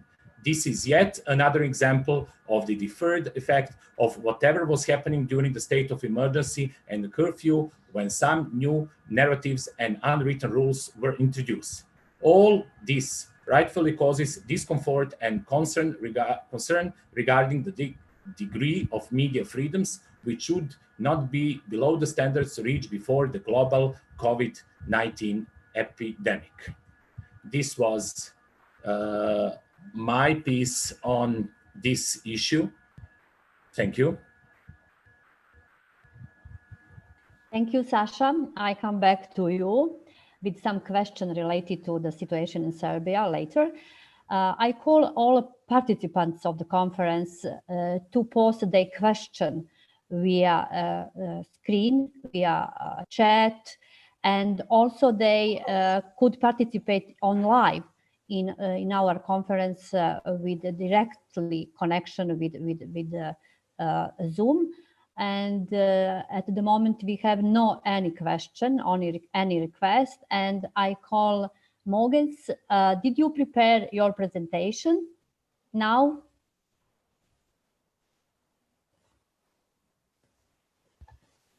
Yeah. Hi again. Yes, please. I was actually prepared to answer the questions during this panel, but that's absolutely no problem. Due to what I said in the beginning about financial crisis, new legislation violation, and the viral flow of information on disinformation, it is extremely important that we find mechanisms to address the situation. Therefore, we need journalists to balance, on the one hand, the official information about how to tackle COVID-19, not only information from the authorities, but also from scientists. We have to balance that with the other hand to maintain critical journalism on the approach we see from governments and from the industry involved. It is actually significant, and I think Gerd Berger said something about that also, that in some countries, I've seen it in my own country, Denmark, that its citizens have increased their use of professional media. And that could also provide a positive development of business models of private media. We should now use this opportunity to make a broad survey, I think, across Europe to assess changes in user media during a crisis like this, to find out how can we develop media for the future after this crisis. I think it's extremely important to make such a survey to find out how are citizens using media now. For the states and the authorities, it is crucial to have professional media to make sure that they can reach out to the citizens with the messages. They need professional media, and they should pave the way for having such professional media and not put obstacles from them. And for the citizens, it's crucial that they can rely on credible media, and that also demands a pluralistic media landscape. And for media to be able to fulfill their role, press freedom must be respected. And that includes the right to go beyond borders citizens normally cannot cross, access to information, and support of a pluralistic media landscape. Looking at those three elements, there have been, unfortunately, violations. Restrictions have created new obstacles for citizens and journalists, and then journalists are suddenly pushed away from reporting, on example, lack of protective equipment, accused to have violated restrictions. We have seen that some time in the Balkans also. We have stories about that, and you know much better than I when reporting. We have examples of journalists being both threatened, fined, and detained when actually trying to deliver true and crucial information to the citizens. Regarding access to information, deadlines for authorities to deliver on requests have been extended and simply violated. One of the reasons to have legislation on right to information is that the citizens in critical situations like the COVID-19 should have easy access to all relevant information, and journalists are acting on behalf of the citizens. It's more crucial than ever to have access to information, to make sure that citizens get the right information and not the disinformation from other channels. It's really important now. Pluralism in media is the best way to ensure more impartial journalism, to reach out to citizens during a COVID-19 crisis. We must have both media both on all platforms, national, regional, and local media in many countries. Also in the Balkans, we have seen local media dying out. And without local media, we have a lot of citizens not access to relevant information. And so it's crucial that there must be a support for media reforms, as we heard just in the beginning of the conference day today. What can we do? First, we should make a European assessment, a research on how media has been treated, the impact, positive and negative. Second, representatives of the media, journalists, academics, and politicians should establish a working group to make recommendations for how to make sure that free and independent journalism can play its role as a public good. We need to be together, because those who are or considered to be a part of the problem must also be a part of the solution. Third, we should step up on media and information literacy. It's crucial that we as journalists take part in this, not only in the educational system, but much broader with the citizens. I think we can learn a lot as journalists to be a part of this. The competition between professional media and social media has to be addressed, so we can be there, all of us, playing each our role in the best possible way. Fourth, understanding that in the end of the day, only self-regulation can ensure free and independent media. That of course also means that we as journalists and editors should have a new round regarding our ethical standards to assess if they apply to a crisis such as COVID-19, or we need some changes. Also, how should our press councils be able to do their job? Fifth, we must empower our profession, because credible, reliable, professional journalism is the best way to counter propaganda, disinformation, and misinformation. It also shows that we need new formats in journalism, more use of data journalism, podcasts, and more engagement with the readers, listeners, and viewers, which demands support for local journalism. All of this includes decent working conditions, because without decent working conditions, you can forget about having good journalism, because then we are captured by all other stakeholders. It's really, really important that this is in place. So we have possibilities, and when I talk about education, leave it to the professionals to take care of the education of journalists, not to the politicians. The politicians, we need to make the best possible platforms for having good and fair journalism, not to put obstacles for them, and we will take care of the education. That's what also self-regulation is about. So there are possibilities, so let's go for the possibilities. Thank you. Thank you, Mogens. I call again participants to take part in our conference through the send request for the take floor, and also to pose their questions. Now I can move to a third panelist in our session, Marina Tuneva. My colleagues, he has experience in the academic approach to journalism and the practical work of journalists on daily basis in her position in the Media Ethics Council in North Macedonia. Her institution is responsible for the responding to unprofessional conduct by journalists and violence of the code of ethics. My question to you, Marina, is: did journalists and the media respect professional and ethical standards during the pandemic? How is your experience from North Macedonia? Did professional journalists lose the battle during the pandemic due to aggressive infodemia, expand of the fake news, disinformation, and propaganda? Thank you, Borga. Thank you for the opportunity to try to answer some these questions. Well, there is no simple yes or no question, no answer to these questions, but there is uncertainty and failures to a certain extent, and I'm going to try to explain those issues in my country. The coronavirus pandemic, in addition to changing the way of life and restricting movement, also affected the way of media reporting. Journalists and media had to balance between the difficult task of telling the truth and obligation to not incite additional and unnecessary public anxiety. At the onset of the crisis, newsrooms were not prepared to work in a pandemic. Why I'm saying this? Because they faced certain challenges like lack of prior practice, lack of proper equipment, economic pressures, risk of restrictive measures and other regulations, etc. Journalists and media workers faced fears for their job security, safety, and existence in general. There was no massive job loss. However, significant reduction of salaries happened due to the collapse of advertising revenues in the media. 2 media workers died of COVID-19, and there have been cases of infected journalists with the coronavirus. The pandemic forced media to resort to new technologies and ways of reporting.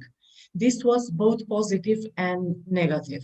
I'm going to explain the negative impact of this. Journalists encountered restrictions in the access to information. As far as the sources of information were concerned, institutions were not as readily available as before, unlike others such as experts and analysts that were now more accessible due to the use of the new technology. At the online press conferences, there was no sufficient direct interaction with the public officials, which affected the efficiency in revealing the truth. There have been cases of privileged access for certain media to exclusive information from the state institutions. At certain point, not all journalists were granted license for movement in the curfew. To get license for movement, media were expected to be registered in the regulatory body, the Agency for Audio and Audiovisual Media Services, and if they were online media, to be part of the Registry for Professional Online Media, which was established by our Council of Media Ethics and the Association of Journalists of Macedonia. Media objected to this because not all media are part of the registry, as this is a voluntary process. In addition, criteria for issuing of license to freelance journalists and journalists working for international media agencies and media as local correspondents were not very clear. Investigative journalism has been affected as well, usually leading to difficulties in monitoring corruption and other phenomena which usually flourish during crisis. There have been good examples of investigative journalism, but it's been also reported to us that it is affected as such. The early parliamentary elections in the country were a particular challenge regarding the pandemic. Lack of diversity in media coverage, lack of pluralism of voices and opinions, misuse of media space for political actors and their agendas and messages were among the most common problems during the elections.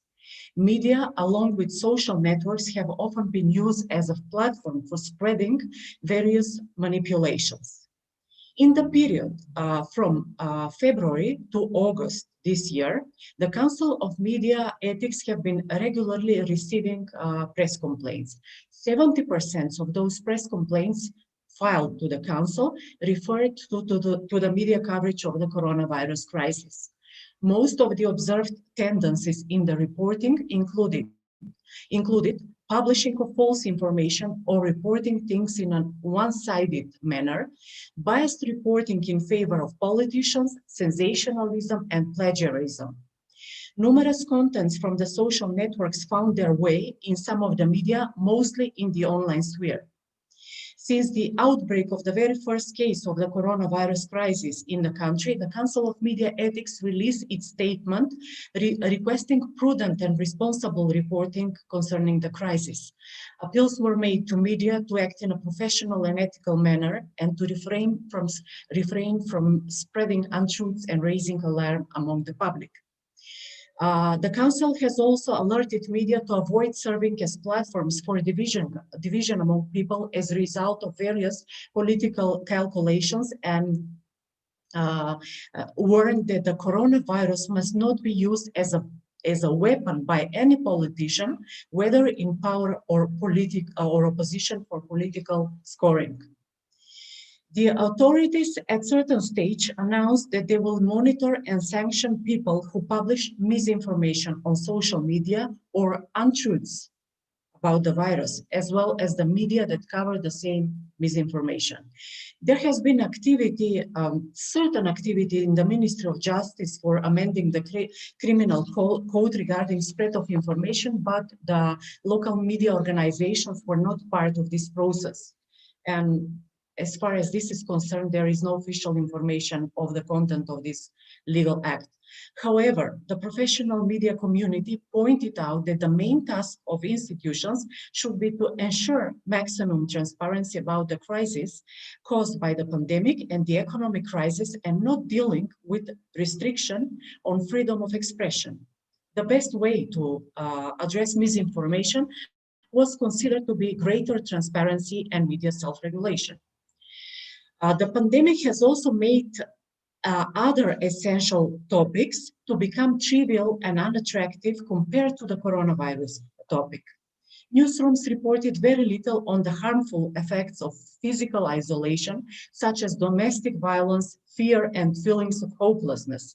There was a lack of empathy and a more human perspective when reporting on health authorities' statistics on coronavirus patients and deaths. Few journalistic stories highlighted issues specific to the elderly, women, and the young. It proved in our country that media have the freedom to create products even in state of emergencies. This is further acclaimed by the large number of articles that press complaints have been filed against. However, freedom does not always imply responsibility, and hence free media does not necessarily imply professional and ethical media. Journalism should not be a generator of fear and mistrust among the audience, especially in moments when rationality, good judgment, and hope should prevail. In those commitments, supporting self-regulation is the only certain way for the media to improve their reporting practices while protecting freedom of expression and preventing other mechanisms of control over the media reporting. Self-regulation and the struggle within the media community are the only barriers to unethical reporting. Fact-based reporting is the antidote to the pandemic of misinformation, and this depends on media freedom and independent reporting. Journalists must be provided with a free access to information to be able to look critically at the government and all political actors and scrutinize their response to the crisis. The flow of information about the pandemic should not be reduced to official communications only. Malicious spreading of disinformation may be addressed with information campaigns. In this regard, media and information literacy can provide individuals with the critical thinking capacity needed against the disinfodemic. Multilateral and multi-stakeholder cooperation is also needed to combat disinformation, pressures to media, and to facilitate better access to information. Economic rescue packages, tax relief, subsidies, donations, or stimulus packages, coupled with guarantees of editorial independence and a plurality of media, can be an option considered to help the newsrooms as well. Thank you. Thank you, Marina.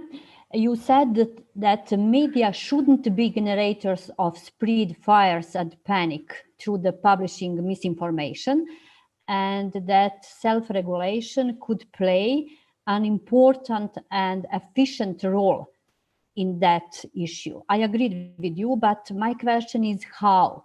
All activity by the media community, local and international organizations, have been post-festum reaction, such as exposing fake news and misinformation. My question is how we can return journalism to the basic value and that journalists and editors themselves, before publishing news and other content, must double check all facts, credibility of sources, and etc. Can we move from policy approach to journalistic mechanism, such as self-regulation into media newsroom, strengthening editors' role and obligation within media outlet, and support and improve the position of press councils in our region or journalist association, and to increase their role to combat publishing and transmission of fake news? Thank you for the question, Borka. In this regard, I would like to appreciate the message conveyed by Berger about the importance of press councils as actors in raising standards of professionalism among the media, but also Mogen's support for media self-regulation in ensuring independent media work. In my opinion, this could be achieved by persistent work. Responsibility is something that we can learn as well as part of supporting the process of media self-regulation. It was different when we established the organization 5 years ago, when media self-regulation was considered as something strange, as a strange concept to this society, regardless of all the discussions that took place in the past about the importance and significance of this concept. But now, looking from today's perspective, we can see that media, at least those that care for professional credibility and professional work, they try to get involved. And they're increasingly becoming involved in the concept of media self-regulation because they understood the importance of this process. By accepting media self-regulation, independent media accept their share of responsibility for the quality of public discourse while fully preserving their editorial independence. And this is something which is very important when it comes to media self-regulation. My other answer would be a coordinated action among educational institutions, the news industry, the civil society sector, to promote news literacy and media literacy and professional journalism. The news industry has to commit itself to restoring its credibility and building public trust as well. Support for investigative journalism is also needed in this context. And when it comes to the work of the online media work, and where we can see that many breaches of professional standards happen, still as a professional media community, our stance is that additional regulation is problematic. It's not always clear how to identify what are the wrong things that happen in the media field. As I mentioned, there have been certain efforts in addressing fake news and disinformation, be it with a strategy that was announced by the government or during the coronavirus crisis, when there were certain measures announced to address disinformation shared through social networks and media. Still, we think that this is problematic, as I mentioned during my presentation. As a media community, we think that laws where internet media are also mentioned and integrated should be implemented efficiently, and that we don't need additional regulation. As I mentioned, educational institutions are very important, and there have been some efforts made between the civil society sector, the press council, professional media organizations, and the news industry to try to jointly do something to overcome these negative tendencies. Thank you.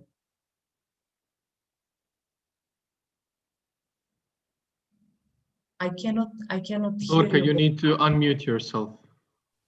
Yes, thank you, Marina. I support your final point that we must organize cross-sectoral cooperation for fighting with fake news and misinformation in our region. I call colleague Mogens.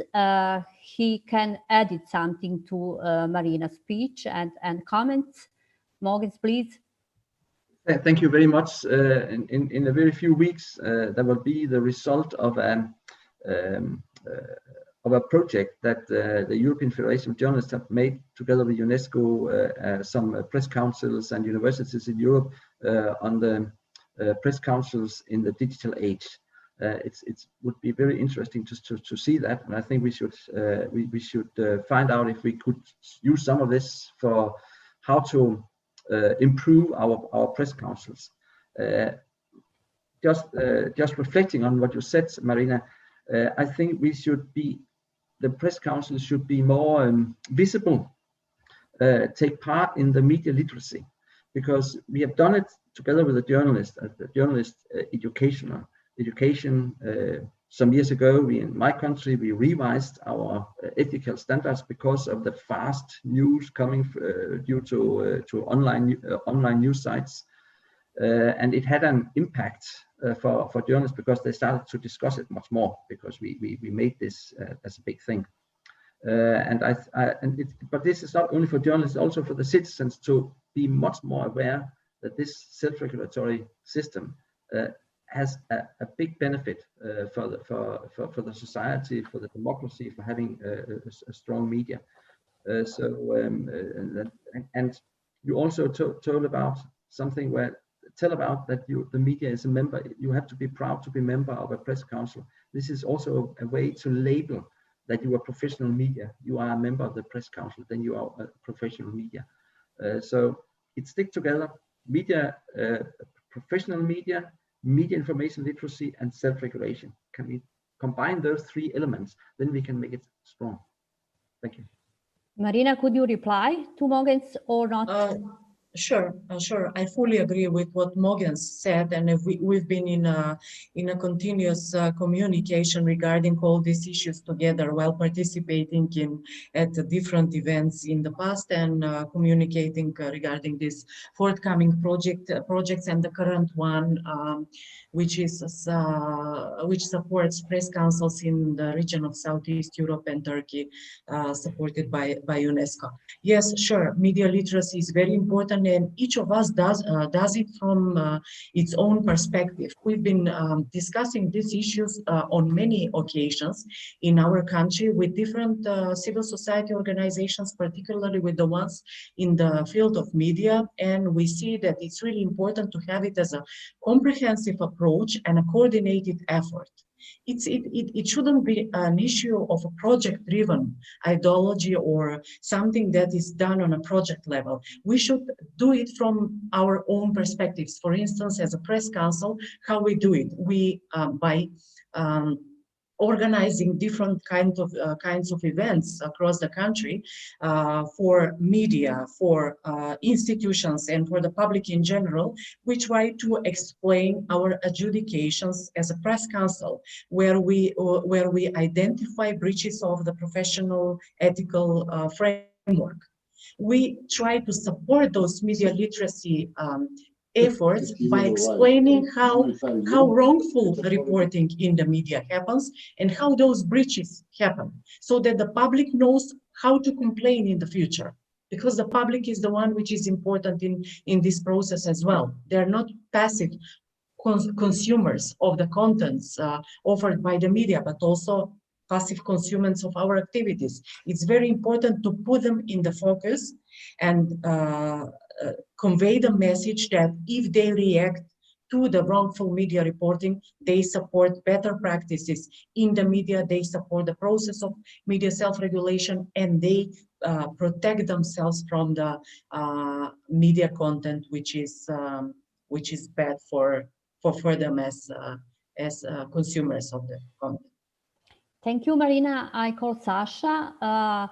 Would you like to add something about self-regulation experience in Serbia or other topics that posed by Marina? Could you please to unmute your microphone? Yes. So self-regulation in Serbia is of course very important, and I think that result of press council in Serbia in past decade is significant, having in mind the challenges which they are facing with on very demanding Serbian media market. What I found here in Serbia as one of the crucial things in this moment is something that has been already mentioned in a previous debate during this morning, and that's the fact that we are waiting for the beginning of the implementation of a media strategy in our country, which has been done for several years in transparent and inclusive process. And the text of this media strategy has been adopted at the end of January this year. But unfortunately, the action plan is still not adopted. And the reason is, of course, the impact of COVID-19 and the fact that we were expecting that this will be done in the mid of May. But unfortunately, this has been postponed. In the meantime, we had the elections, and we are now waiting for the establishment of the new government here in Serbia. So one of the first tasks will be the adoption of the action plan, and then the beginning of the implementation of this media strategy. And this media strategy is covering majority or nearly all issues which we are debating in during these 2 days on the OSCE conference. And I think that probably one of the major challenges is related to the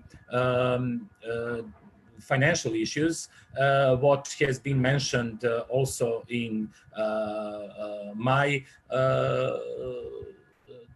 article. Why I'm saying that? This situation with COVID-19 remind me of a situation which we found in back to 2008.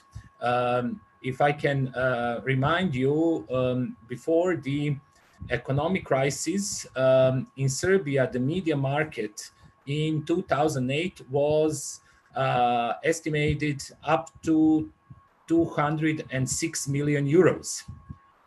After the economic crisis, this budget for the media declined in less than a year to 161 million euros. I think that this fact that you had the decrease of nearly 25% result in serious turbulences and changes on the Serbia media market, which is affecting even now our media industry. And what is interesting that we needed over 10 years to come back to such figures in 2019, and then came Corona. So I'm afraid that we have to wait and to see will Corona have the similar, I hopefully not the same impact on the media market, but definitely things will not remain the same.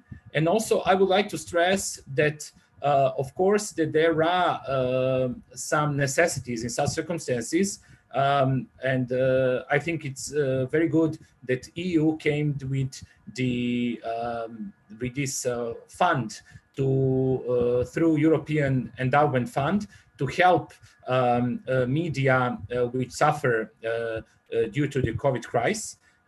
And here in Serbia, this sum is estimated up to 2.4 million euros, which is going to be divided to various grantees. And I think it's good, like it was good that Serbian government generally supported all companies and employees for several months during the COVID crisis, but there was no special fund for media, and which was one of the idea during the economic crisis, and is still there on the table, but I am not sure that there are some serious move towards that direction. Sasha, I have one question related to the economical situation and support by state and by public budget.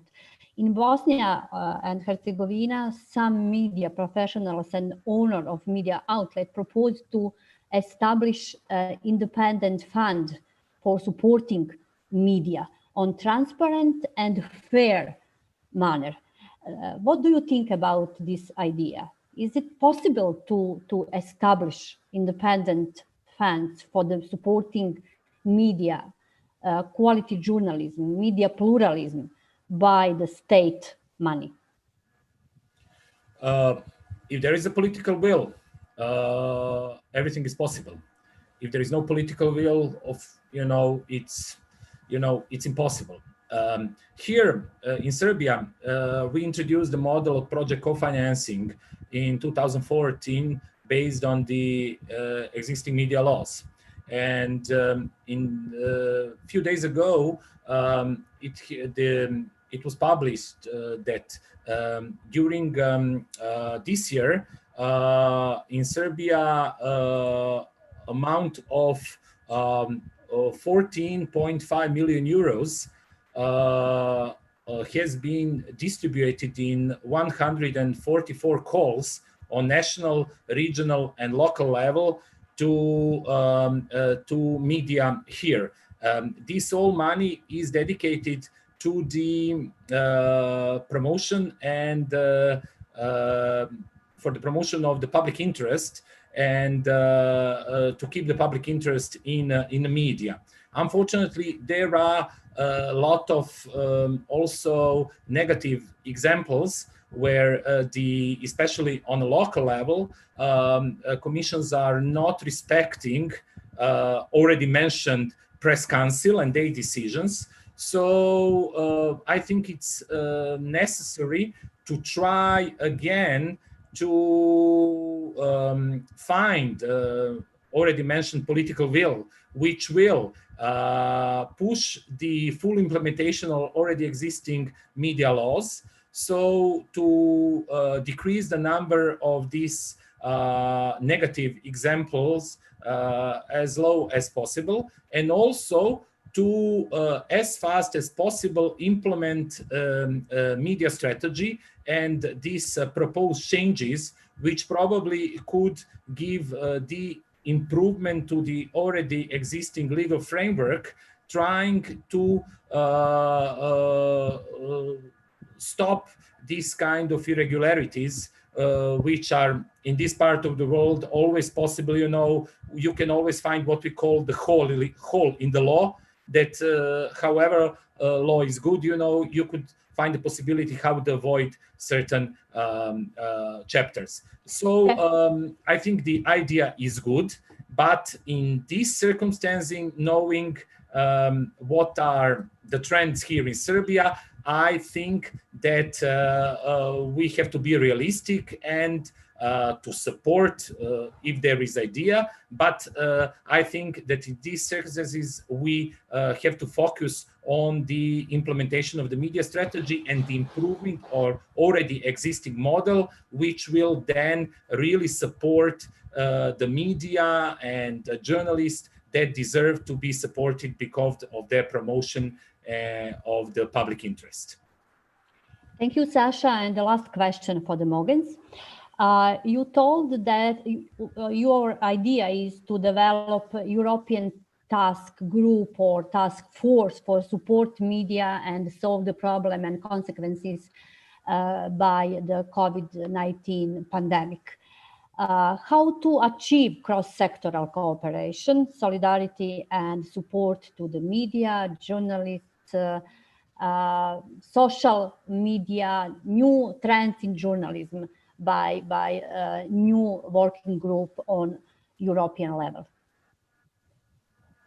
That's a very good question, Borka, and maybe it should not be totally at the European level. Maybe it should be at regional level. I think that would be better, a better starting point. But what I mean is that you need those who are part of the problem to also be part of the solution. it's difficult to make those changes if you have governments, if you have authorities working against you. You need at least to have to establish a forum where you are able to talk about all those things. Also to understand that we didn't talk so much about access to information. Guy Berger did that. That if you don't have this access to information and you don't understand why it is so extremely important to have fast access to information in times like this, then it is difficult for media and for journalists to do their job, because you get the information too late, and the disinformation will thrive because they are going very, very fast on online media. So we need to find mechanisms to be accurate, and that demands a good cooperation. It creates demands for us as journalists and for the other partners.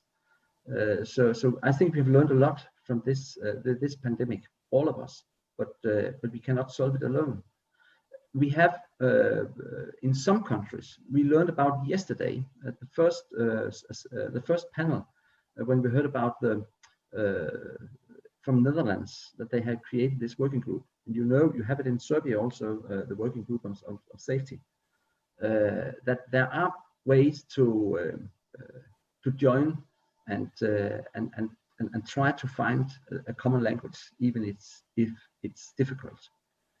But we should do it more, and we should learn from all those situations where we have tried mutually to find best possible solutions.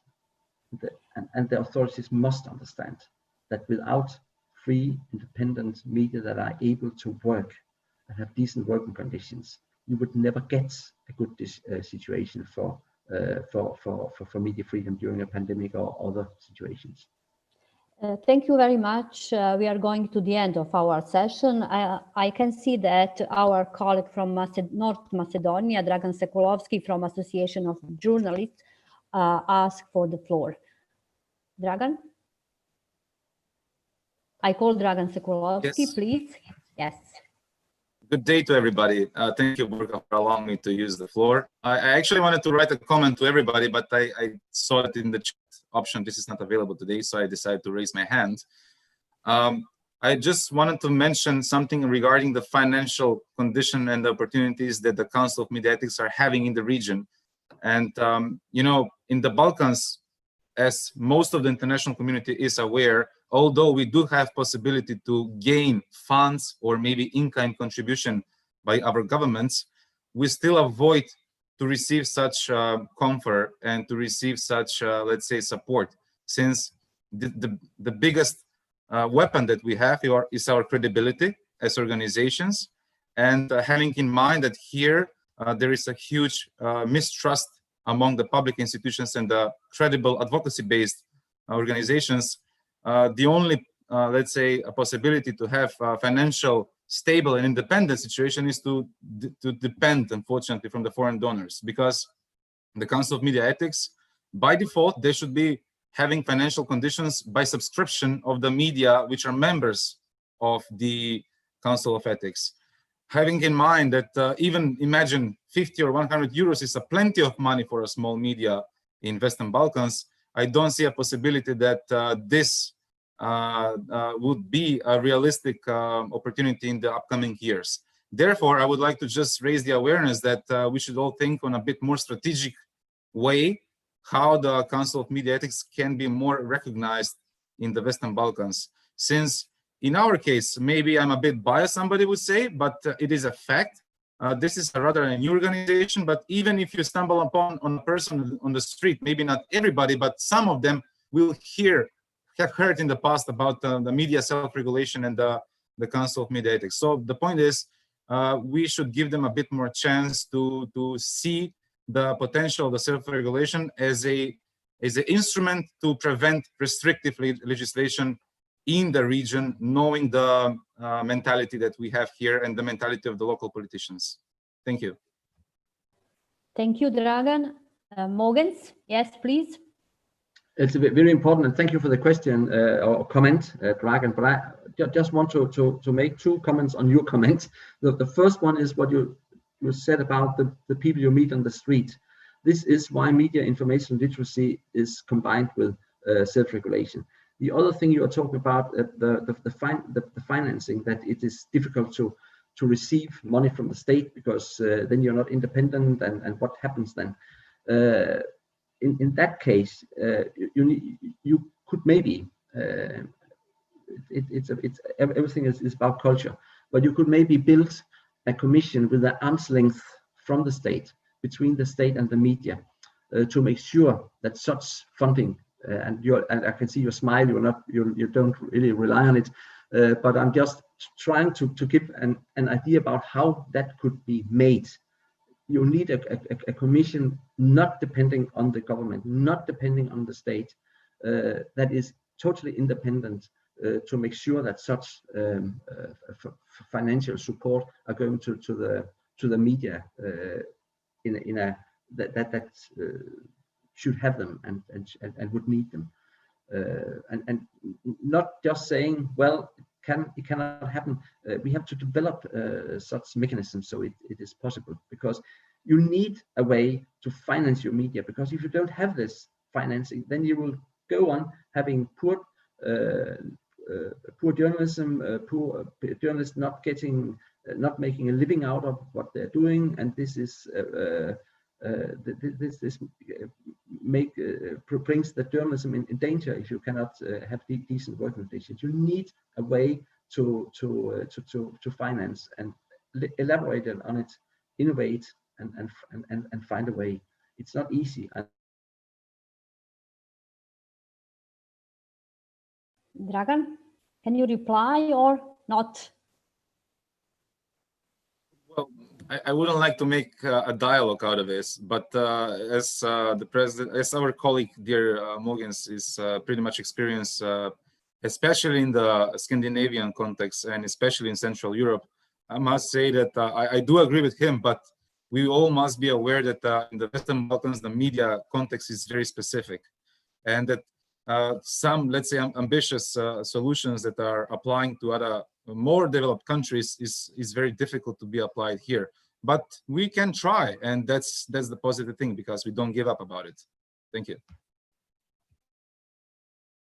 Thank you, Dragan. And the last sentence by Marina. We are on the end of our session, and Marina, last point from your side. Again, related to the support for self-regulation, and I am Did you hear thankful me, for... Marina? Yes, I can. Can you hear me?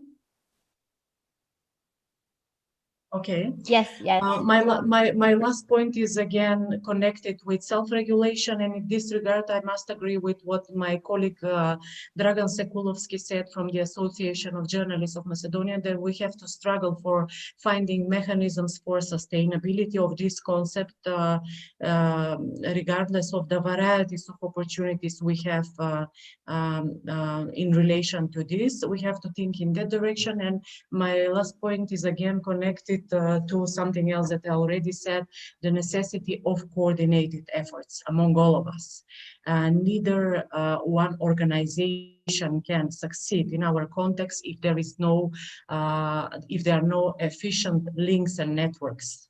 We've managed to overcome some barriers together. We've managed to create networks of cooperation, which, in addition to those processes, managed to change certain circumstances in our society. So it's much better if we go the same way, if we continue building these networks and having coordination in improving the practices of the media, their sustainability, their professionalism, and their better dealing with the crisis, the ongoing and some future, hopefully not.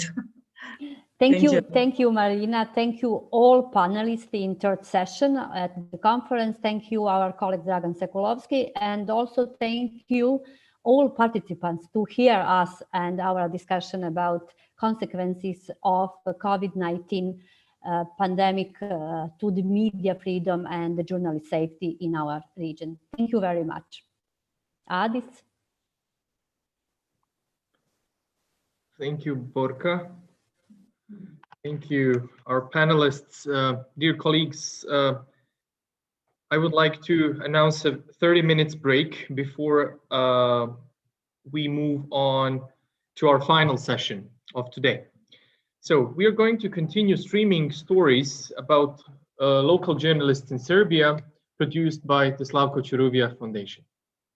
Let me also repeat again that the views, opinions, conclusions, and other information expressed in the following videos are not necessarily given nor endorsed by the OSCE. See you all at 12 o'clock. Thank you.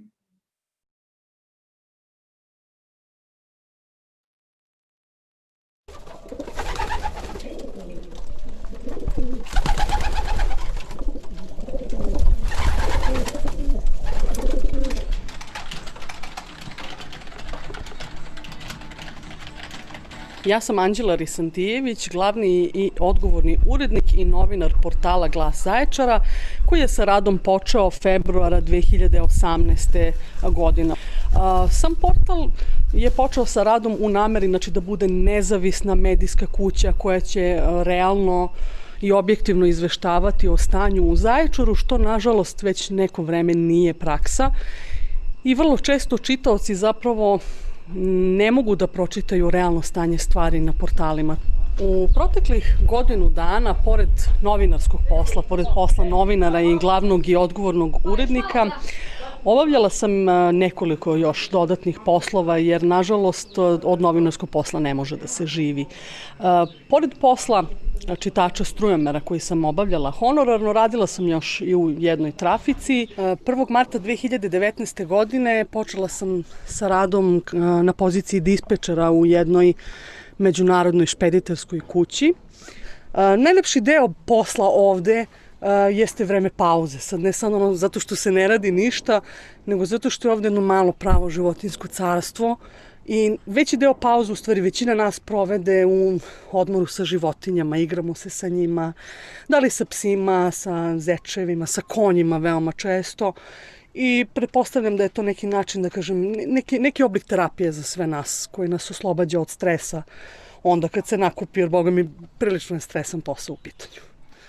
Ja nisam školovani novinar, ja sam počela kao kolumnista Zaječar online u vreme kad je još Mirković bio na vlasti u Zaječaru. I onda su te kolumne kao bile neki prvi tračak borbe protiv tog režima. I to je bilo strašno, te kolumne su bile, wow, to je bilo čitano, neverovatno. Onda sam prosto po tim svim pritiscima koje sam trpela na poslu koji sam tada obavljala, a dešavalo se nekad da me i 2-3 puta direktorka pozove u svoju kancelariju i kaže taj status sa Facebooka moraš da obrišeš. Ako ti se ne sviđa, evo radna knjižica, možeš da izađeš iz firme. I po tim svim pritiscima ja sam jednostavno posustala, prestala sam da pišem. I onda sam došla na tu ideju, kažem, stvarno sam imala želju da izveštavam, da učestvujem u tom procesu realnog izveštavanja o stvarima u Zaječaru i onda sam pritiskala druga, ajde da uđemo u tu priču, ajde da napravimo naš portal, možda u početku neće biti nikakve zarade, možda uopšte neće biti nikakve zarade, ali ajde da radimo nešto. I samo to osnivanje portala je bilo jako interesantno, jer mi smo u osnivanje portala počeli bez ičega. Sa besplatnim serverom, sa sajtom koji je napravljen u slobodno vreme i krenuli smo polako sa pričama. Čak u početku nismo imali para da registrujemo firmu, pa smo pozajmili, pa on uzeo od druga, pa je uzeo od majke, pa je uzeo od oca, pa sam ja uzela od zeta kao neki novac na zajam i tako smo uspeli da sklopimo taj novac koji nam je bio potreban za registraciju firme, za pečat, čak nismo imali za pečat, strava. Kad je prvi klijent rekao, ajde, oglašavat ću se kod vas par meseci pa da vidimo kako će to da bude. To je bilo, wow, strava, imamo za knjigovođu. Mali je broj ljudi koji je bio tu na početku da nam pomogne i mi to sve pamtimo, znaš, jer svaki korak je bio mnogo težak. Jako, jako težak. Nakon par meseci ja sam bila stvarno na nekom rubu depresije. Strašno sam bila umorna, strašno sam bila povučena u sebe. mnogi su me pitali šta ti to treba čoveče, znači pusti se toga. Čak sam došla u tu situaciju da me roditelji kažu, ej, ti stvarno hoćeš da te Vučić smakne, da te pojede mrak, pusti se, mani, batali to novinarstvo, šta će ti to u životu? Imali smo konkretno problem kada je dolazila premijerka Srbije. Desila se ta situacija da nam je interesantno baš tog dana kad je dolazila došla inspekcija rada. Time smo praktično bili sprečeni da uopšte prisustujemo njenom obilasku jedne kompanije u Zaječaru i nismo mogli logično nikakvo pitanje ni da je postavimo. Sasvim sigurno je da je pritisak bio u pitanju jer prijava je bila anonimna. Kada sam pitala inspektora, ok, ko je tu prijavu poslao, jer ima neke informacije kao, pa znaš kako to ide sa anonimnim prijavama, ne zna se ko je, ali se u stvari uvek zna. Mogu samo da ti kažem da je to bilo sa najvišeg nivoa. Ja sam nekih 5-6 meseci bez problema očitavala strujomere u gradskoj upravi, dok nije došlo do promena na lokalnom nivou. A onda su me jednog dana, kada sam došla da očitavam strujomere, uz vrisku, uz viku, kako ti smeš tu da prolaziš, ne možeš, ti moraš da se javiš obezbeđenju na prijavnici, to je obavezno, ko je tebe pustio tu i tako dalje i tako dalje. I od tog trenutka nadalje ja sam mogla da očitavam strujomere isključivo uz pratnju obezbeđenja. I to su onda bile komične situacije, znači prijavnica ostane prazna, nema nikoga od obezbeđenja prijavnici, a mene, znači, radnik obezbeđenja prati po gradskoj upravi Zaječar. Kolegi su preuzela očitavanje tih strujomera i na taj način sam ja izbegla tu neprijatnost. Heroj naše redakcije je inače morsko prase Miško. Kada nam je bila poslata inspekcija rada tog dana, kada je dolazila Ana Brnabić u Zaječar i vršen je inspekcijski nadzor ovde kod nas u prostorijama u Varšavskoj, ja sam onako uzela to morsko prase, prosto mene taj kontakt sa životinjama smiruje, ja sam bila jako napeta sve to i onako uzela sam da ga mazim i onda inspektor rada, budući i sam ljubitelj životinja, ga onako uzela u krilo i onda ga je Miško po piški onako demonstrativno. Tako da eto, tada je stekao status heroja naše redakcije i branitelja naših prava i eto, mi ga volimo, čuvamo, Milke, rado se sećamo tog događaja.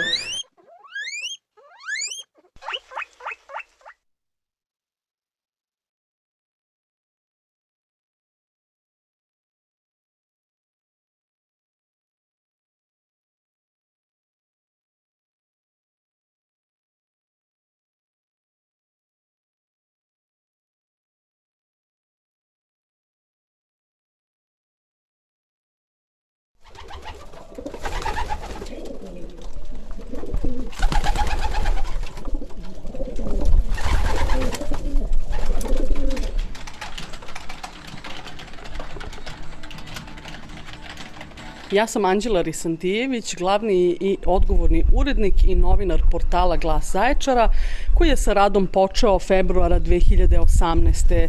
godine.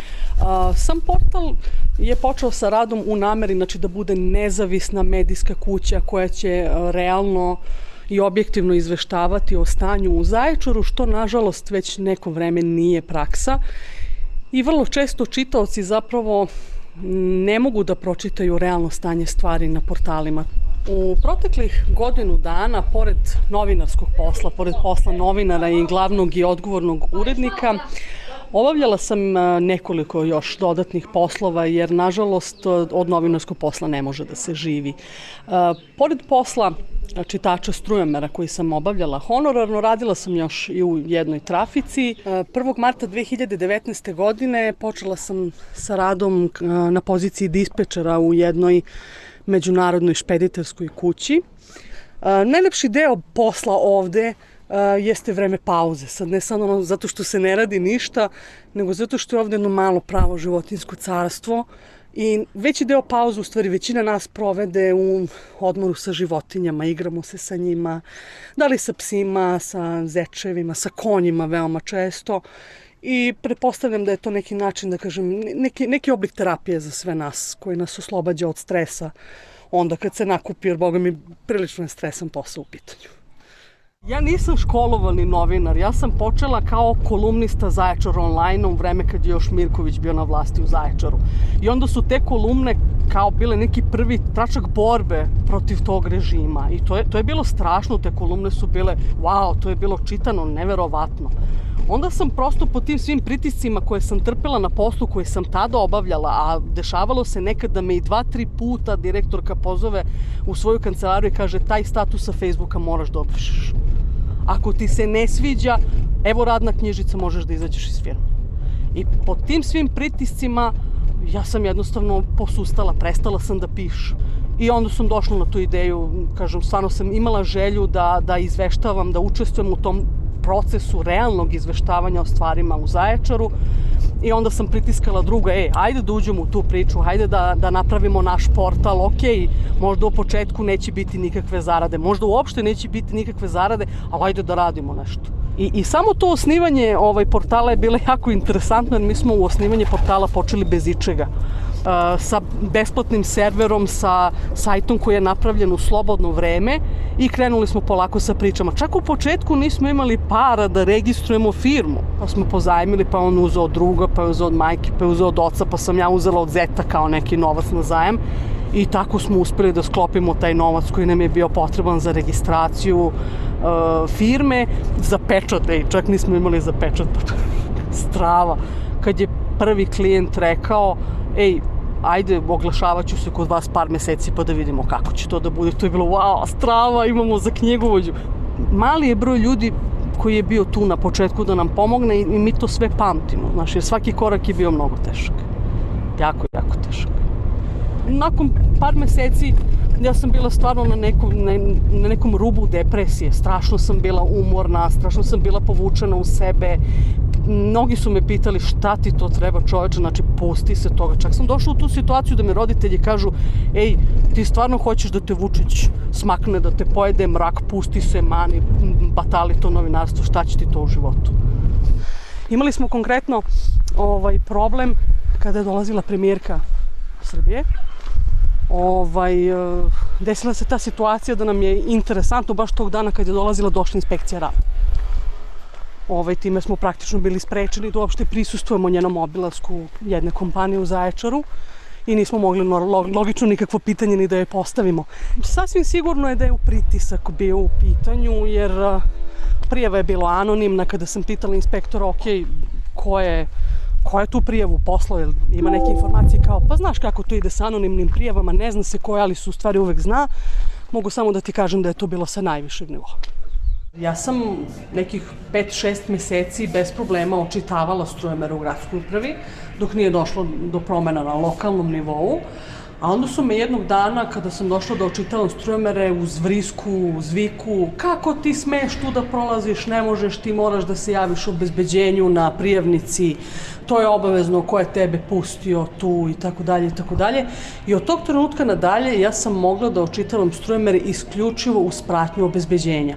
I to su onda bile komične situacije, znači prijavnica ostane prazna, nema nikoga od obezbeđenja prijavnici, a mene, znači, radnik obezbeđenja prati po gradskoj upravi Zaječar. Kolegi su preuzela očitavanje tih strujomera i na taj način sam ja izbjegla tu neprijatnost. Heroj naše redakcije je inače morsko prase Miško. Kada nam je bila poslata inspekcija rada tog dana, kada je dolazila Ana Brnabić u Zaječar i vršen je inspekcijski nadzor ovde kod nas u prostorijama u Varšavskoj, ja sam onako uzela to morsko prase, prosto mene taj kontakt sa životinjama smiruje i ja sam bila jako napeta sve to. I onako uzela sam da ga mazim i onda inspektor rada, budući i sam ljubitelj životinja, ga onako uzela u krilo i onda ga je Miško po piški onako demonstrativno. Tako da eto, tada je stekao status heroja naše redakcije i branitelja naših prava. I eto, mi ga volimo, čuvamo, Milke Brado se sećamo tog događaja.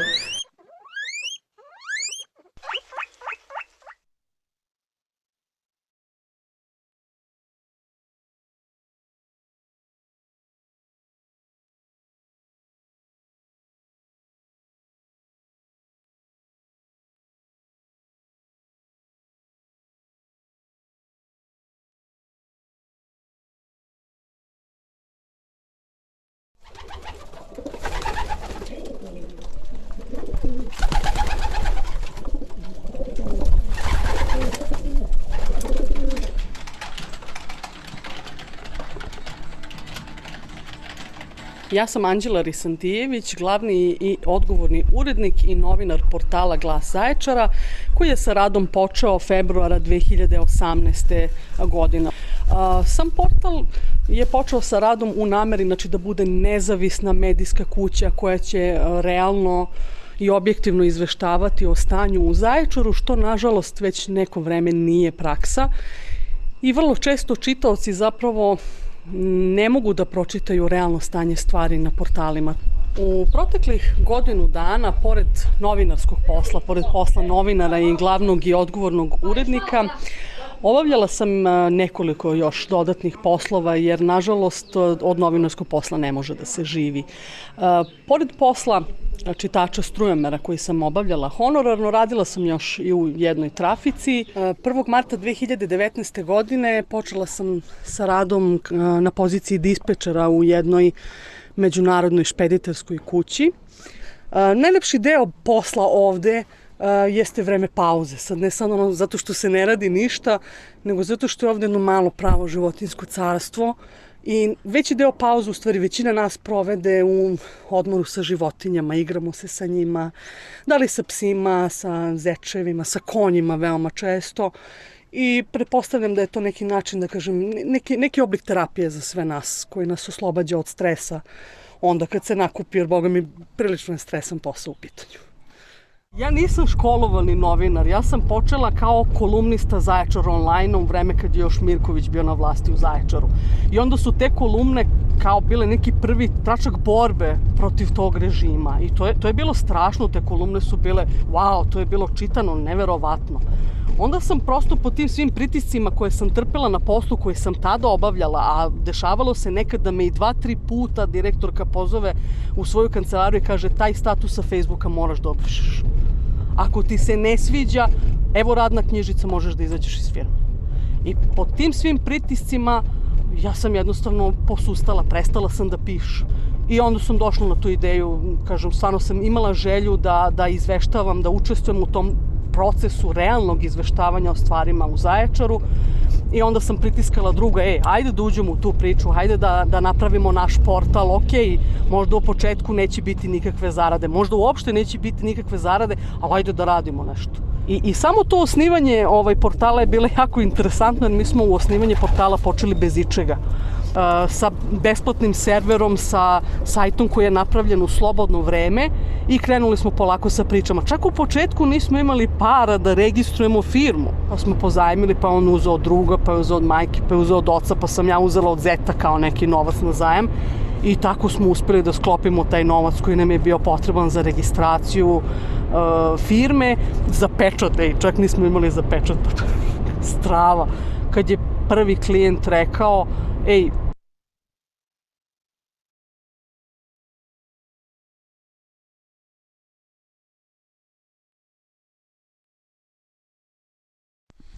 Moje ime je Verica Marinčić, novinar sam portala Inđija kafe. Portal ima 2 čoveka, jedan od ta 2 čoveka sam ja. Novinar u maloj sredini je u stvari kao onaj seoski dobošar koji ide i dere se tako da bi osvestio, da bi obavestio, da bi otvorio oči i proširio vidike i ja prosto to tako doživljavam. To su mali koraci, jako je teško, jako je naporno i jako je stresno i zašto to sebi radimo ne znam, ali mi to prija. To može da radi samo budala i neko ko voli. Meni je jednostavno vetar u leđa da mislim da mogu da promenim grad u kom živim, da promenim navike u ovom gradu, da postanemo normalno društvo koje će normalno da funkcioniše, gde svako pitanje treba da ima odgovor, jer smo mi malo pobrkali lončiće, nismo mi tu zbog njih, nego su oni tu zbog nas. Oni su javne ličnosti, bave se javnim poslom i jednostavno su podložni kritici. Ako ništa drugo, eto, ja ću ih besplatno naučiti da oni jednostavno moraju da odgovaraju na pitanja, jer im to nije ostavio tata, nisu nasledili od babe, dede, ujaka iz Amerike. Ovo je naš, a ne njihov grad. Čak i u kafiću u kom se pojaviš i sedneš sa nekim da popiješ kafu u Inđiji, ljudi polako odlaze. Ne beže baš glavom bez obzira, ali gledaju da nisu tu i polako se povlače. I tu ostaju otprilike par ljudi koji se na kraju ispostavili da oni prisluškuju šta ti sa tim nekim pričaš. Tako da je to poprimilo jezive oblike straha. Ovde se vlada strahom. Ako ja sad vidim, ako vidi mene sa njom, izgubit ću posao, dete će mi, ne znam, u školi, ne znam šta će se desiti. I znači ljudi jednostavno boje se, to se vidi se strah. Kad neko napada lično tebe, to je negde kao psi laju, karavani prolaze, mene stvarno tuđe mišljenju ne interesuju, ali negde kad krenu da ti uvlače porodicu u to, počinješ da osjećaš strah. Da budem iskrena, uopšte nije prijatno da o sebi pročitaš gnusne, prvo pre svega laži, da se to objavi na zvaničnoj stranici Facebook opštine Inđija, gde ispod fotografije predsednika opštine piše vladina organizacija i onda ko uđe da vidi šta se dešava u gradu i da pogleda komentare kako građani reaguju na to, oni iz ničega kreću priču o meni. Ona je alkoholičarka, ona je narkomanka, ona je transvestit, ona je prostitutka, ona je navikla, njena majka pokojna ovako, onak. Znači oni ne prezaju od ničega. Ova ulica od ovih 20-30 metara koja je izasfaltirana, već je bila pod dobrim asfaltom, vode do devojačke kuće žene predsjednika opštine, a njihov kum je Dodik. Znači ja sam se drznula da kažem da sam napisala tekst koji je imao naslov "A od zeta asfalt" i onda su me kaznili tako što su me slikali, prozvali alkoholičarom, narkomankom, prostitutkom i baš na ovom mestu i baš na tom asfaltu. I baš blizu moje kuće.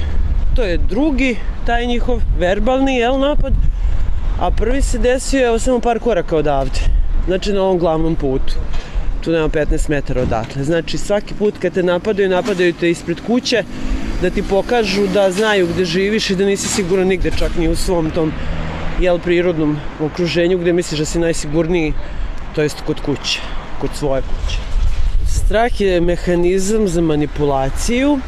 Za strah kažu da je jedini urođen strah od visine. Tako da ja razumem ove koji su na visokim položajima zašto su u strahu.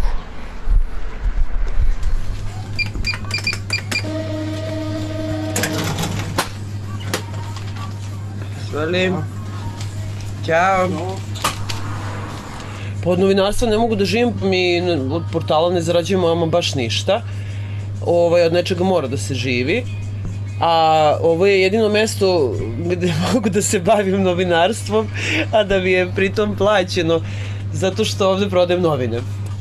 Ok, mi ovde komunikacije sa ljudima, znači isto je rad sa ljudima, njihove priče oni ispričaju ovde, otvoreniji su nego da vi pred njih stavite mikrofon i da im već nametnete temu, oni sami dolaze sa temom, da li je nešto poskupelo, da li je gužva u gradu, gde se šta desi, znači ovo je mesto, izvor informacija, bolje nego da vi šetate po gradu, vama grad dođe ovde i ispriča vam sve. I ovo je jako dobro mesto za bavljenje novinarstvom, pored toga što prodajete novine, eto.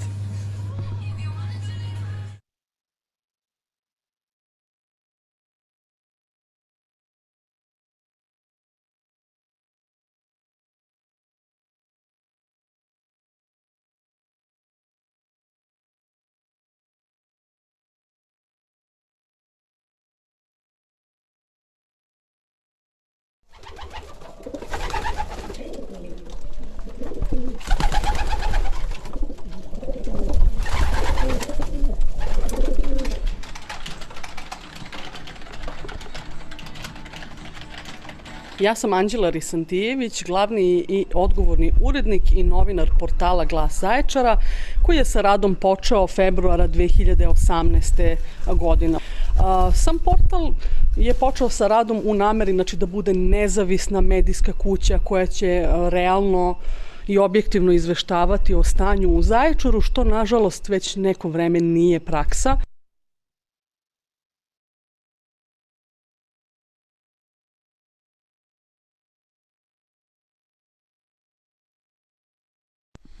Moje ime je Verica Marinčić, novinar sam portala Inđija kafe. portal ima 2 čoveka, jedan od ta 2 čoveka sam ja. Novinar u maloj sredini je u stvari kao onaj seoski dobošar koji ide i dere se tako da bi osvestio, da bi obavestio, da bi otvorio oči i proširio vidike i ja prosto to tako doživljavam. To su mali koraci, jako je teško, jako je naporno i jako je stresno i zašto to sebi radimo ne znam, ali mi to prija.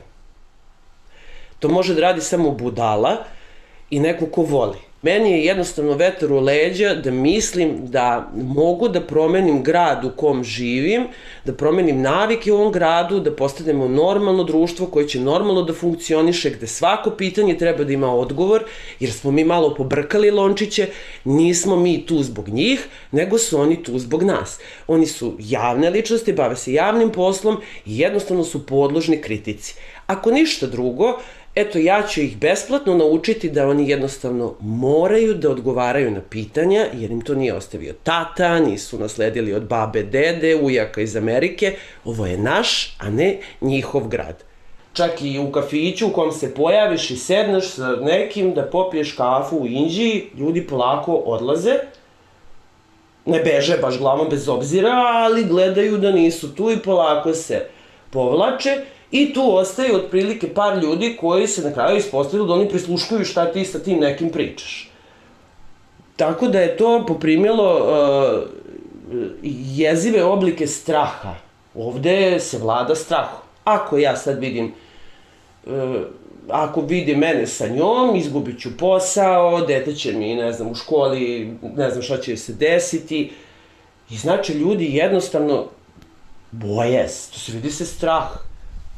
Kad neko napada lično tebe, to je negde kao psi laju, karavani prolaze, mene stvarno tuđe mišljenju ne interesuju, ali negde kad krenu da ti uvlače porodicu u to, počinješ da osjećaš strah. Da budem iskrena, uopšte nije prijatno da o sebi pročitaš gnusne, prvo pre svega laži, da se to objavi na zvaničnoj stranici Facebook opštine Inđija, gde ispod fotografije predsednika opštine piše vladina organizacija i onda ko uđe da vidi šta se dešava u gradu i da pogleda komentare kako građani reaguju na to, oni iz ničega kreću priču o meni.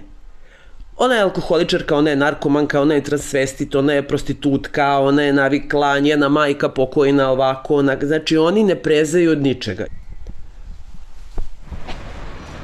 Ova ulica od ovih 20-30 metara koja je izasfaltirana, već je bila pod dobrim asfaltom, vode do devojačke kuće žene predsjednika opštine, a njihov kum je Dodik. Znači ja sam se drznula da kažem da sam napisala tekst koji je imao naslov "A od zeta asfalt" i onda su me kaznili tako što su me slikali i prozvali alkoholičarom, narkomankom, prostitutkom i baš na ovom mestu i baš na tom asfaltu. I baš blizu moje kuće. To je drugi, taj njihov verbalni napad, a prvi se desio samo par koraka odavde. Znači na ovom glavnom putu. Tu nema 15 metara odatle. Znači svaki put kad te napadaju te ispred kuće da ti pokažu da znaju gde živiš i da nisi siguran nigde, čak ni u svom tom prirodnom okruženju gde misliš da si najsigurniji, to jest kod kuće, kod svoje kuće. Strah je mehanizam za manipulaciju. Za strah kažu da je jedini urođen strah od visine. Tako da ja razumem ove koji su na visokim položajima zašto su u strahu.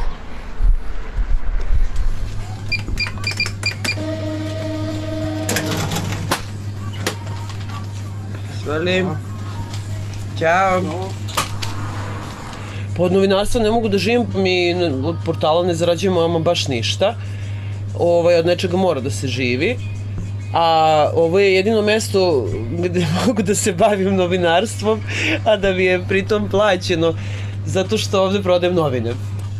Ok, mi ovde komunikacije sa ljudima, znači isto je rad sa ljudima, njihove priče oni ispričaju ovde, otvoreniji su nego da vi pred njih stavite mikrofon i da im već nametnete temu. Oni sami dolaze sa temom, da li je nešto poskupelo, da li je gužva u gradu, gde se šta desi. Znači, ovo je mesto, izvor informacija, bolje nego da vi šetate po gradu, vama grad dođe ovde i ispriča vam sve.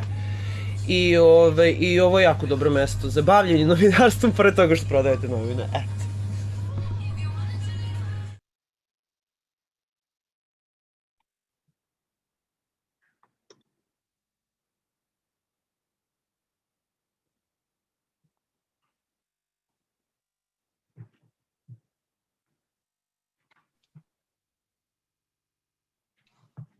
Good afternoon, everyone.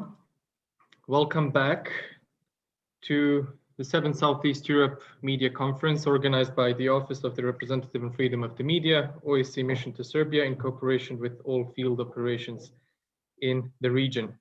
I would like now to announce our final panel of the conference, panel session 4, titled Silencing Women Journalists from Portraying to Online Harassment. The panel will be chaired by Dr. Silvia Ciocaro.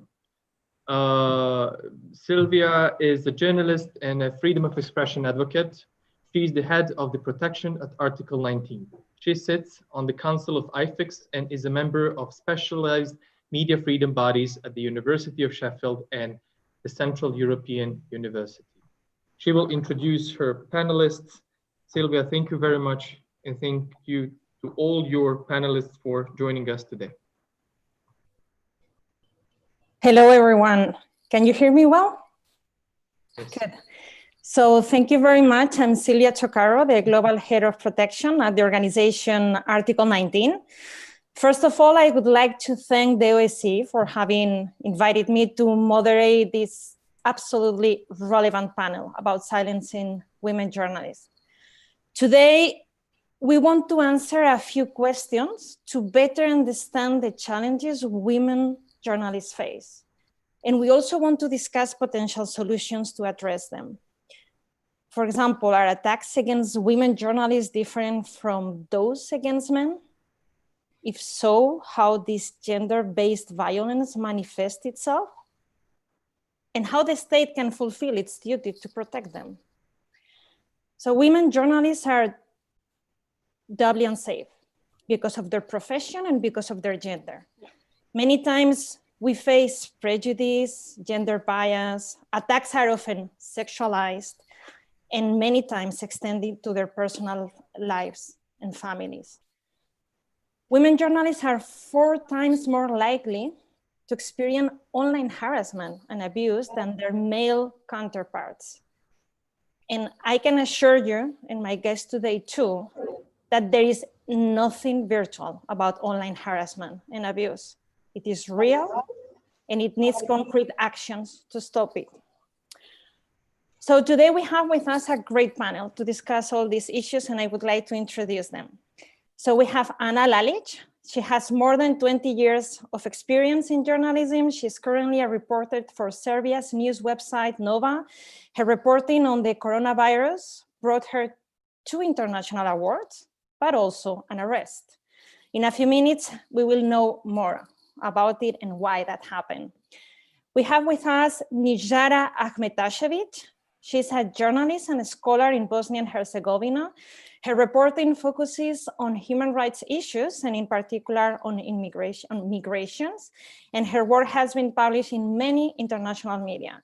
Currently, she works as the regional editor for the online magazine Kosovo 2.0. And her reporting on migration issues put her in a very challenging situation that she will share with us today. We also have with us today Vanja Čalović-Marković.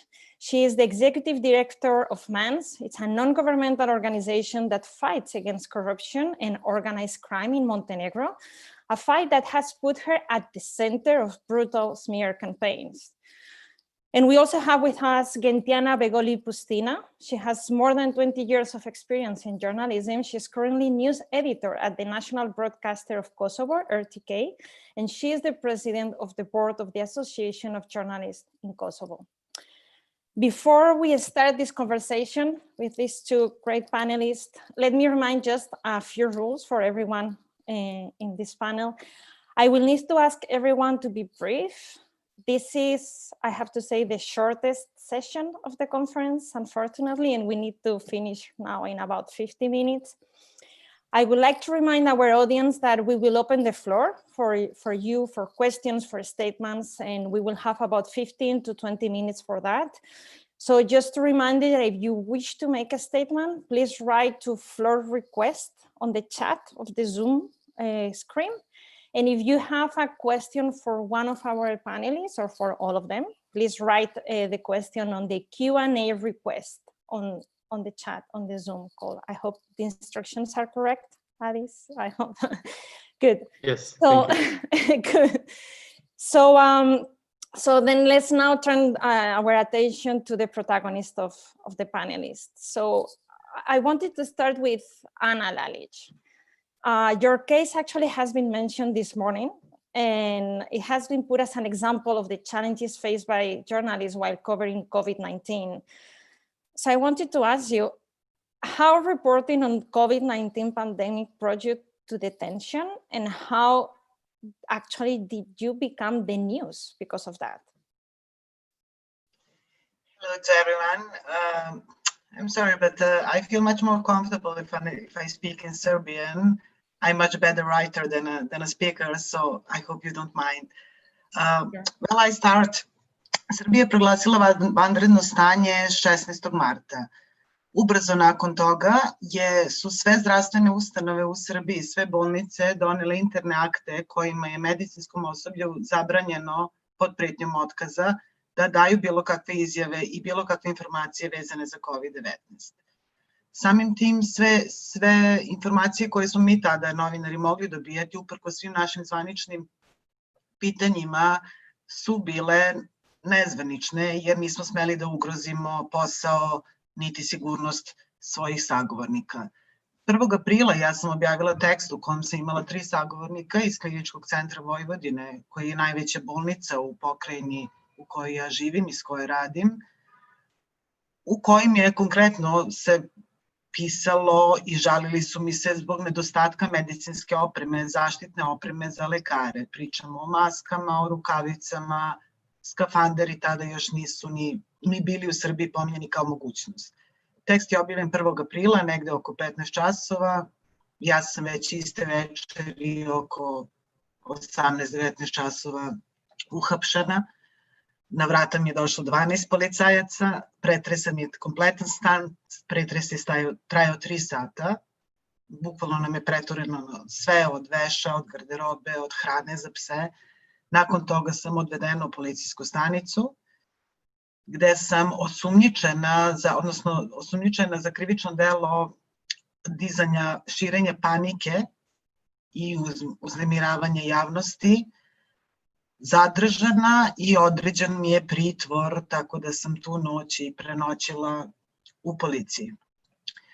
Jedna situacija koja je zapravo po meni najslikovitije opisuje kako biti novinar u Srbiji, kako biti novinarka u Srbiji, a posebno sve to raditi tokom vanrednog stanja i tokom epidemije, je moment kada su me pretresali. Naime, jedna policajka je došla i izdvojila me u jednoj poprilično prljavoj podrumskoj prostoriji, mi je naređeno da se skinem potpuno gola kako bi me pretresla. U momentu dok je to radila, znači ja stojim naga, ona čuči ispred mene i pretresa me, ispipava. Na njeno pitanje zašto sam uhapšena, ja sam odgovorila da sam novinar. Njena reakcija je bila vrlo podrazumevajuća. Aha, što je praktično značilo da je u Srbiji sasvim dovoljno da ste novinar i da vas neko uhapsi i baci u ćeliju. Ukratko, to je jedna od, da kažem, najlaših stvari koja se dogodila tokom epidemije. Meni je bilo to hapšenje. Ono što sledilo posle je zapravo haos i zaista jedan pritisak i jedan jeziv period. Ja sam mesecima bila na meti ne samo tabloida, nego upravo jedne velike hajke i strašne online mržnje koja je išla do te mere da sam se ja privremeno morala skloniti sa svih društvenih mreža, jer su uvrede i pretnje išle toliko daleko.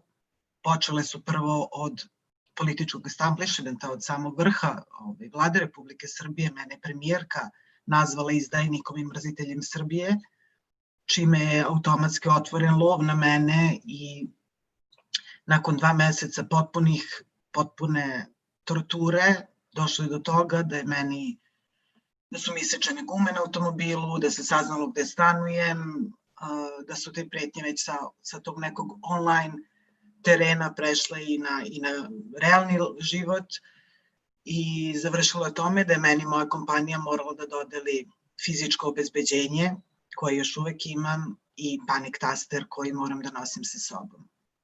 Još jedna od posledica koja je meni najteže pala je to što mi je bilo ugroženo i pravo na rad, jer sa mnom više niko nije hteo da komunicira, niko mi se nije javljao na telefon, potpuno sam ignorisana bila mesecima.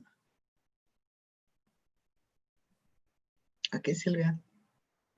Yeah, thank you. I was listening to the translation. I was a few seconds behind. No, okay, I got it. Sorry. Thank you so much, Anna, for sharing this, because I know the stress and the situation that probably you have been in, and it's not always easy to share these things. So I really appreciate. Thank you so much for doing this. So I'm going to move now to one of our panelists, with Nijara Akhmetashevich. Your reporting on human rights issues has brought you to court, I think, at least 5 times, if I'm correct, and you have been the subject of online threats and harassment too. So why reporting on these issues is so challenging, and how is it to report under such pressure? Thank you for your question, and thank you for the opportunity to talk and to be in the same panel with colleagues. I appreciate very much. Yes, I was taken to the court 5 times since 2014, never as a journalist, but I can say that in most of the cases, it was somehow related to my work. This what Anna just said, that she basically, her right to work is in danger, is happening to me since 2014, and until today, for me, it's almost impossible to get a statement from any official at any level of the governance in Bosnia and Herzegovina. They are just ignoring my emails. So anything I ask them, I just don't get the answer.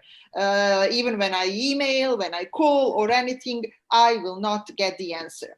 Even when I work with international colleagues as a fixer, or when I write for the international media, like I had the chance to write something for a Guardian, even in these occasions, I did not get the answer from the government. So basically, I'm blocked here. To the court, I was taken for different kind of like problems that are usually provoked by police. And police is usually trying to kind of like take me to the court and make me pay fines for obstruction of the public order, something like that. Very often the accusations are absurd, and 3 times the police lost the cases that were going on against me at Sarajevo courts.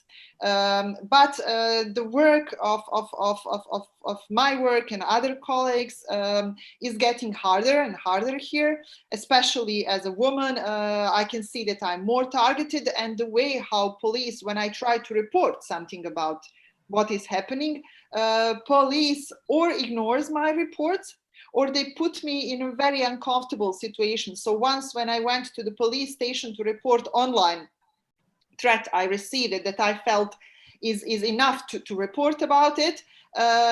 First of all, police told me, oh, we don't know anything about internet.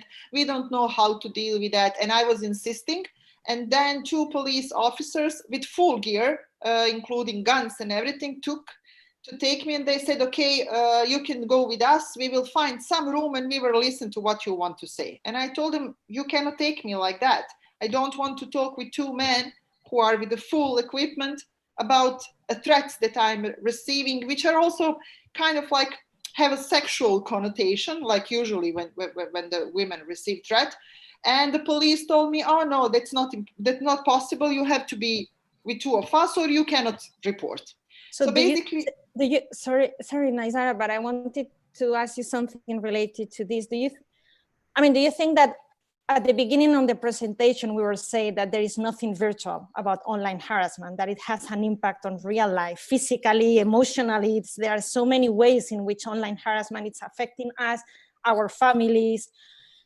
Do you think that when you were denouncing that it was not taken seriously? You have the impression that because it was online, it was not taken seriously? Or do you think that that was one factor?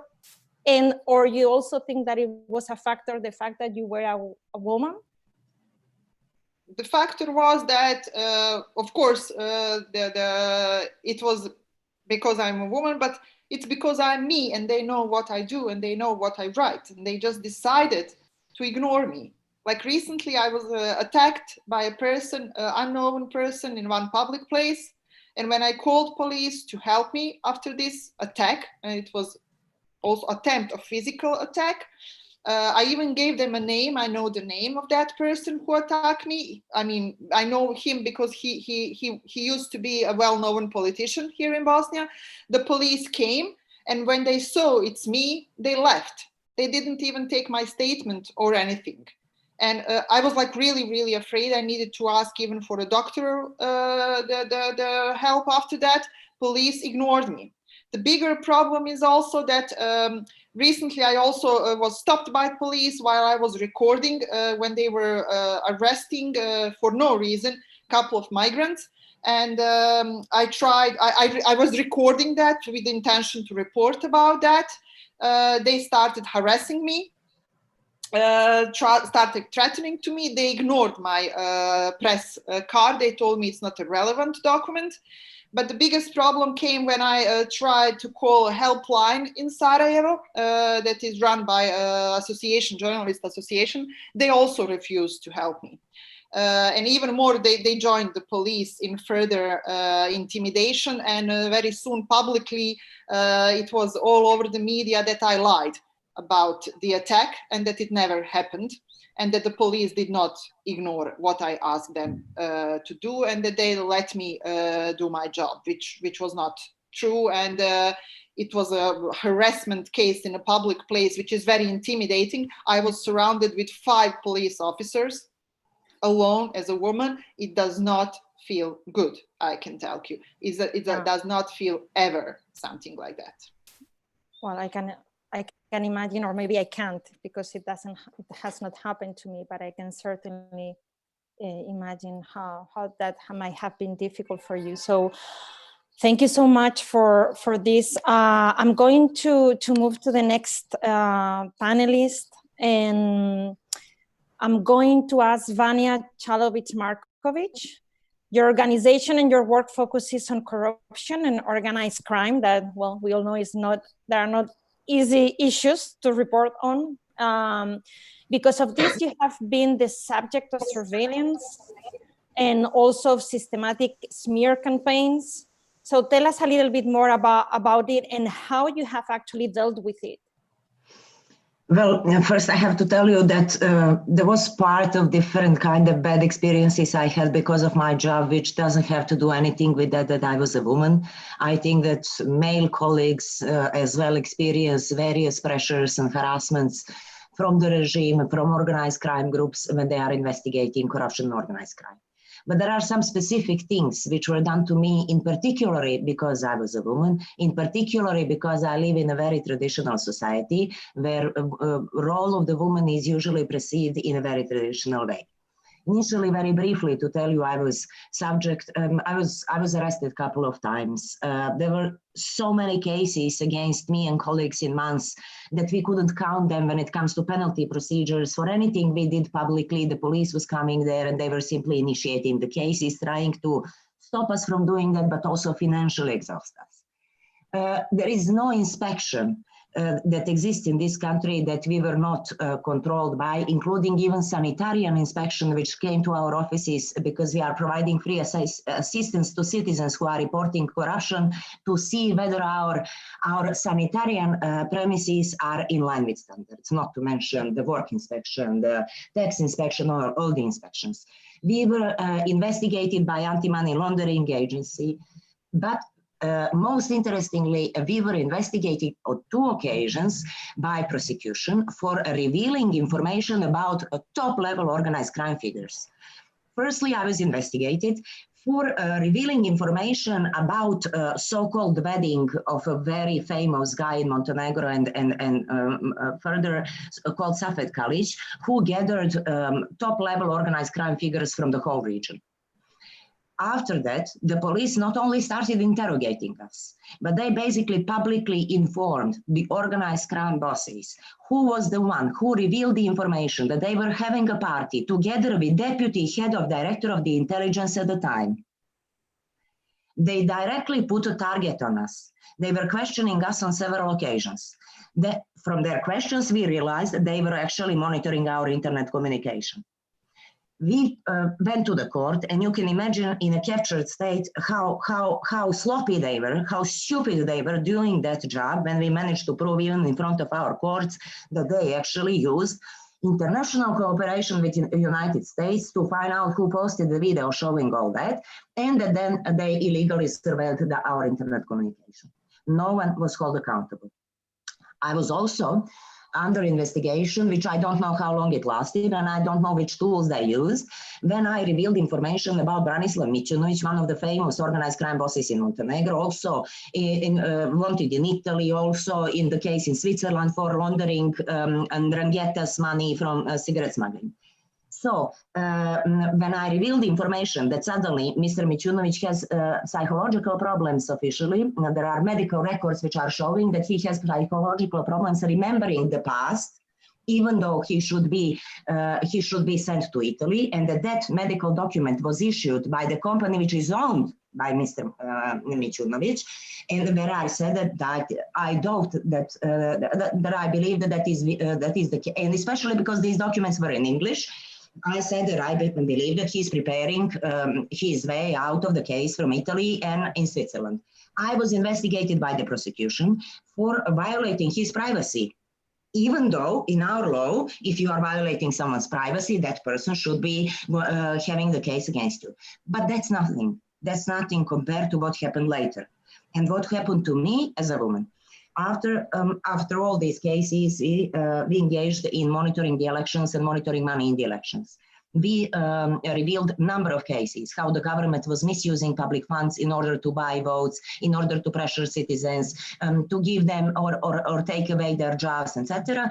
And immediately following the elections, Serbian tabloid Informer, their edition for Montenegro at the time, published information, published actually a question asking if I am a woman who's engaged in bestiality, publishing the cover page with naked woman with a dog and such a question, which lasted, I think I got over 50 cover pages with the same question. They even invested in special holders which were kept in news premises, places where you can buy news, where they were actually put in front of all the other media, and they were paying additional money for that. And I knew that I have to react. But how can you react on something and still keep your dignity? On something like that, you are accused or something like that. What are you going to say? Are you going to say, I'm not doing that? I mean, even by engaging in that subject, your credibility is being destroyed. You as a person and your work, of course. So I was wondering, sorry, yeah? So I was going to say, Vanya, maybe we can talk about, in the second round of questions, maybe we can talk about how you actually react. I think that's actually a very important question, how you react and how others support you to react. So maybe can I ask you this question in a few minutes? Absolutely, absolutely, yeah, sure.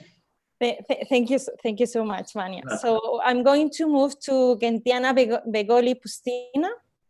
She is the president of the Journalists Association of Kosovo. And as such, you have documented, the association has documented many cases of violence against journalists and specifically about women journalists. So how is life for women journalists in Kosovo? Based on the stories we have heard, those are stories that are new to you, or actually those are stories that you have seen in Kosovo too? Pikë së pari, më vjen mirë që jam pjesë e këtij panelit dhe më është më japur mundësia të shpreh atë se çfarë po ndodh me pozitën e grave gazetare në Kosovë dhe ashtu siç edhe e kam potencuar në emailin tim drejtuar juve, nuk mund të them se mund të flas me një ton optimist sa i përket pozitës së grave gazetare në Kosovë. Për vetë faktin se me një lehtësi të jashtëzakonshme gratë gazetare në Kosovë në mënyrën më të vrashtë të mundshme atakohen përmes platformave të ndryshme online, përmes faqeve të ndryshme të internetit. Mendoj se shembuj konkret më së miri pasqyrojnë gjendjen, për atë dhe unë dua ta ndalim në disa shembuj, them ashtu më eklatant që kanë ndodhur së fundmi në Kosovë dhe që kanë atakuar gruan gazetare gjatë punës së tyre. E kemi rastin e një gazetares, është Jeta Qare, e cila drejton një emision hulumtues në Kosovë, Jeta në Kosovë, e cila përmes një faqe të organizuar në Facebook është linçuar me ditë të tëra duke u quajtur mercenare e njerëz prej partive këtu në Kosovë. Po e njëjta gazetare është atakuar nga një zyrtar i lartë politik në Kosovë, të cilën ai e ka quajtur, e ka krahasuar në fakt me grupë septike serbe, e cila do të duhet të mbyllet. Tani mund të imagjinojmë një fjalor të tillë kur një zyrtar i lartë politik e një partie politike në Kosovë thotë se ka ardhur koha jo me i dezinfektu, por me i mbyll me beton grupat septike serbe të mbetura akoma në Kosovë. Ky është një ndër fyrjet në drejtim të gazetares Qara. Ndërka që kur flasim për atakimin e grave gazetare në Kosovë, mund të them se ekziston diçka e përbashkët sa i përket grave gazetare në Kosovë dhe grave në vende të ndryshme të Ballkanit Perëndimor. Fatkeqësisht ato sulmohen në atë pikë ku mos është shumë të ju dhemb atyre, ku mos është shumë të ju dhemb grave, e që është kryesisht fëmia, është familja, është morale. Dhe kjo fatkeqësisht po ndodh jo vetëm në Kosovë, siç e thash, por në thuajse në të gjitha vendet e Ballkanit Perëndimor. Me këto atakime në pika të dobta, të them kushtimisht, kërcënuesit mundohen që t'i sëmbrapsin ato nga puna e tyre, nga misioni i tyre, por fatmirësisht një gjë e tillë nuk është ka ndodhur. Rasti më i fundit në Kosovë sa i përket atakimit në këtë pikë është rasti i një gruaje gazetare, cila po ashtu është nën, është fjala për Zana Cimilin, ku një person i nacionalitetit serb e kërcënoi atë duke përdorur fotografinë e vajzës së saj, të cilën e kishte marrë në Instagram, dhe ku thonte se më shumë dëshirë jetësore, ka dëshirë jetësore që ta vras një shqiptar dhe se pa problem do ta shqyente me dhëmb një fëmijë shqiptari. Rasti tjetër është ai në drejtim të një gazetare tjetër, është Arbana Qara. Ajo është kërcënuar po ashtu përmes rrjetit social Facebook. Një person ka postuar imazhin e një njeriu pa kokë me mbishkrimin dedikuar Qarës, të dish se ne do të gjejmë dhe ne e dim se sa i do fëmijët e tu. E pra, këto dy raste i potencuar se kanë ndodhur në Kosovë dhe pothuajse klima e njëjtë dhe gjuhë e njëjtë është përdorur edhe në Serbi në vitin 2018 në rastin e gazetares serbe Tatjana Vojtehovski, ku post tirash u kërcënua dhe me shëndetin e fëmijës së saj. Kërcënuesi i drejtohet me fjalët se e di se ku do të jetë vajza jote nesër, e di se ku do të jetë vajza jote të shtunën, tregimi yt po përfundon dhe nga dita e hënë të gjithë do të jemi të lumtur. Fatmirësisht, Asociacioni Gazetarëve të Kosovës është pjesë edhe një platforme rajonale që avokon për të drejtat e gazetarëve, është fjala për Save Journalist, ku marrin pjesë të gjitha asociacionet e gazetarëve të Ballkanit Perëndimor dhe ne kemi mundësi të shohim se si mbretëron klima jo vetëm në Kosovë, por edhe në vende të Ballkanit Perëndimor. Për atë, dua ndoshta të ndërlidhem me parafuiset e mia, po i kthehem rastit të fundit që pak a shumë e lëndon një gazetare grua, e lëndon tendimin e saj që të vihet në shërbim të informimit të popullatës, po flas për një rast të gazetares Jehona Zhitia, e cila ka mbuluar për 5 muaj radhazi të gjitha zhvillimet në Kosovë sa i përket rastit të pandemisë COVID-19 dhe për ironi të fatit, në kohën kur ajo ishte shtrirë në spital dhe në një gjendje të jetë të rënduar, si rrjedhoja e infektimit me COVID-19 gjatë kryerjes së punës së saj në spital, në klinikën infektive, në patrat të ndryshme të krizës këtu në Kosovë, transmetohet një dokumentar ku ajo merrte pjesë. Dhe në dokumentar ajo atakohet me fjalë të rënda, si një mercenare gazetarisë, si një gazetare grua që po bën propagandë për të përfituar të mira materiale, se COVID-19 nuk ekziston dhe gjëra të tilla. Ajo çfarë më bën optimiste ndoshta, po? Gentiana, I'm really sorry I'm really sorry that I have to say that I apologize in advance before we started the panel to my panelists, telling them that I might need maybe to interrupt at some point because of timing. I mean, I think those stories you are telling us are really shocking, and what is shocking is that it's not an exception, that we see how it's like some sort of a pattern, and it's not just in the Balkans. I'm right now myself in France. I can assure you this happened too in this country. So you are the president of an association of journalists. What, for example, an association of journalists like yours can do actually to address these issues? And before you answer, I just want to remind everyone that if you want to answer questions, please, you can do it on the chat. So trying to move from what's happening to what we can do about it. Tell us what, for example, your association is doing, or what concrete actions can be taken to address this.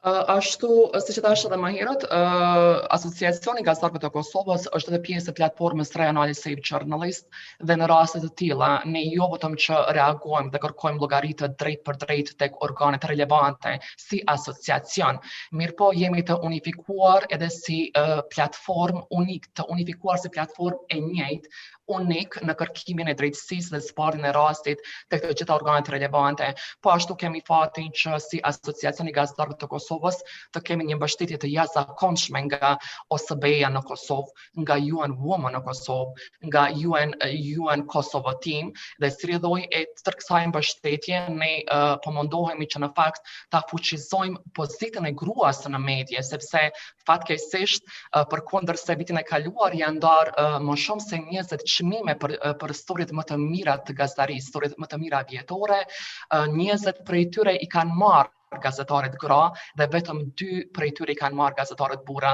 Me këtë dua të them se përkundër një pune të jashtëzakonshme të grave në gazetari, fatkeqësisht në pozita kyçe nëpër media aktualisht vazhdojnë të jenë burrat këtu në Kosovë dhe ne po mundohem që ta ndryshojmë këtë klimë me të vetmin qëllim, sepse nëse e fuqizojmë pozitën e gruas në Kosovë, atëherë do të vështirësohet edhe terreni që me aq lehtësi të atakohen ata nga kërcënues të ndryshëm. Ne, po ashtu vitin e kaluar, po bëhen tash 2 vite që kemi themeluar një çmim vjetor për fuqizimin e gruas, së bashku me OSBE dhe UN Women, dhe besoj që të gjitha këto pak a shumë mos harroj asesi edhe ndihmën e jashtëzakonshme që na vjen edhe po ashtu nga EFJ dhe IFJ, kështu që mendoj se megjithatë po mundohemi që me hapa të ngadalt, por besoj mjaft të sigurt që të avancojmë pozitën e gruas në shoqëri, sepse kjo është mënyra e vetme në një platformë që çfarë ne si asociacion mund të bëjmë. Thank you very much, Gentiana. Those are, I think, very good steps that I hope it can inspire others too in other countries or other associations. So I'm going to move to Vanya, because Vanya, I interrupted you before just when you were going to tell us actually, how did you react to the smear campaigns that were put in place against you? And I wanted to know, how did you react, but also who spoke out in your defense with you? Who was with you? Mm-hmm. Just to explain you, the campaign actually spread from Informer. It was soon picked up by mainstream media, especially by the state TV. And very soon after that, the Prime Minister, Mr. Đukanović, publicly claimed that I am the person and therefore I'm not fit to do any public job. So when you are in such a situation, I think that the main thing to do is to investigate the case, to understand what happened, why it happened, who's doing it, and why is it happening, and to get as many facts as possible. But at the same time, you are in a situation where you cannot really think in a way you would in a normal conditions. And it is important to distance yourself from such situation and ask someone else. We had great luck that we could ask OCCRP to help us. And OCCRP actually investigated the case for us and provided us with information who is the person who made the video. And they told us that it's a person, a very famous person in Serbia, Vladimir Beba Popović. But at that time in Montenegro, that person was not well known. It was not well known their connections, that person's connections to the government. It wasn't really understandable how that links to my job and what that has to do with what we were doing in the past. And I knew that we will soon see the ones who are behind. And of course, Mr. Đukanović himself stood out and said, I'm not fit for the public job. I cannot anymore talk about corruption when I'm such a person and that kind of things. And then it was clear to everyone who is interested in the case. Then I published the information, what happened.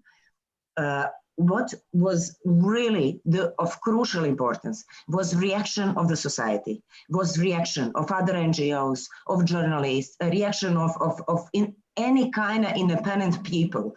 Now, all political parties, with the exception of the ruling party of Đukanović's party, DPS, all of them, including those that were in power, all their female representatives said that such campaign is unacceptable in any society. So many international organizations reacted. I can't remember any international organization that didn't react. Many governments reacted. My colleagues from all over the world reacted. What happened actually was there was a second phase as well, but to cut the long story short, which happened after the European Commission published the progress report underlining issues that we pointed out as key problems. So in the second phase, NGOs actually started online campaign, inviting for the Clean campaign. And that campaign really reached huge number of people, not only in the region, but also people from abroad. And people from all over the world, like from every single continent in the world, reacted, condemning such campaign, saying that that is not acceptable way to deal with someone who's criticizing you. So what was really important is that combination of online tools, but more importantly, it wasn't about myself, it was about my work, but not only about my work. I was supposed to set an example, how they can treat you, it was a psychological war, how they can destroy your life without killing you. I can tell you that I wished if they killed me. It would be much nicer than actually living in a world in such conditions. So that is why they can target women with much different tools, in much different ways, with much more psychological issues involved, then they can target men. And that's why it was so important. But what they did, they stepped over the line. Even people who really dislike me, even people who are like who were really into DPS and Mr. Đukanović, these people didn't want their children to go to the shops and see some naked woman with legs apart without any kind of coverage, you know, like affront all the other media. So that really turned the point, and they really suffered for that. I don't think that they're gonna ever, I know that it hurted and I know how hard it was, but I can tell you, I don't think they will ever repeat it to anyone else, so it was worth. Well, let's hope that that is the case for sure. So, I mean, it's important to hear that how important, for example, was for you the support and solidarity from other organizations, civil society, from journalists. So, I mean, it's very important, I think, for all of us to get, I mean, not to forget that, because when these things happen, we have to be there. We have to be there for the others that need us at that moment. No, so I think that's a very important thing to remind, right? So thank you so much, Vania. I'm going now to move to Anna, because I was also interested to see again what was the support that you got from, in your case, what type of measures, either by the state or by other organizations, or were the ones that actually help you, that support you? Zapravo mislim da je upravo ta podrška koju je Vanja pominjala i ta galama koja se podigla u noći kad sam ja uhapšena, podigle su je naravno prvo kolege novinari, takođe udruženje novinara kom ja pripadam, to je Društvo nezavisnih novinara Vojvodine, ali ubrzo kompletan nevladin sektor, brojne organizacije, brojne građanske inicijative, velikim delom podrške upravo od brojnih organizacija koje se bave pravima žena i feminističkim organizacijama. Ono što je mene oslobodilo je, mislim, upravo taj jedan apsurd da sam od one koja piše vesti postala vest. I to ne vest u Srbiji, ne vest u regionu, nego upravo u toku te noći sam postala vest u Evropi i u svetu, što kaže Vanja. I to je ta neprijatnost koju je vlada Srbije nije izračunala kada su ako su uopšte razmišljali o riziku šta znači hapsiti novinare danas, a posebno hapsiti novinare koji se brinu o javnom zdravlju svojih građana. Mislim da je to bio taj ključni moment zahvaljujući kojem je meni pritvor nije produžen kako je mogao biti. Ja sam negde duboko uverena, s obzirom da znam u kakvoj državi, manje više u kakvom regionu sve nas 4 radimo, da je jedino što nas drži iole bezbednim, da kažem, u ovom real life-u je ta pažnja javnosti, pažnja evropske javnosti i evropskih institucija i svetskih institucija u krajnjem slučaju. Međutim, upravo je zato online nasilje u ekspanziji, jer tu vrstu neke zaštite ne možemo dobiti.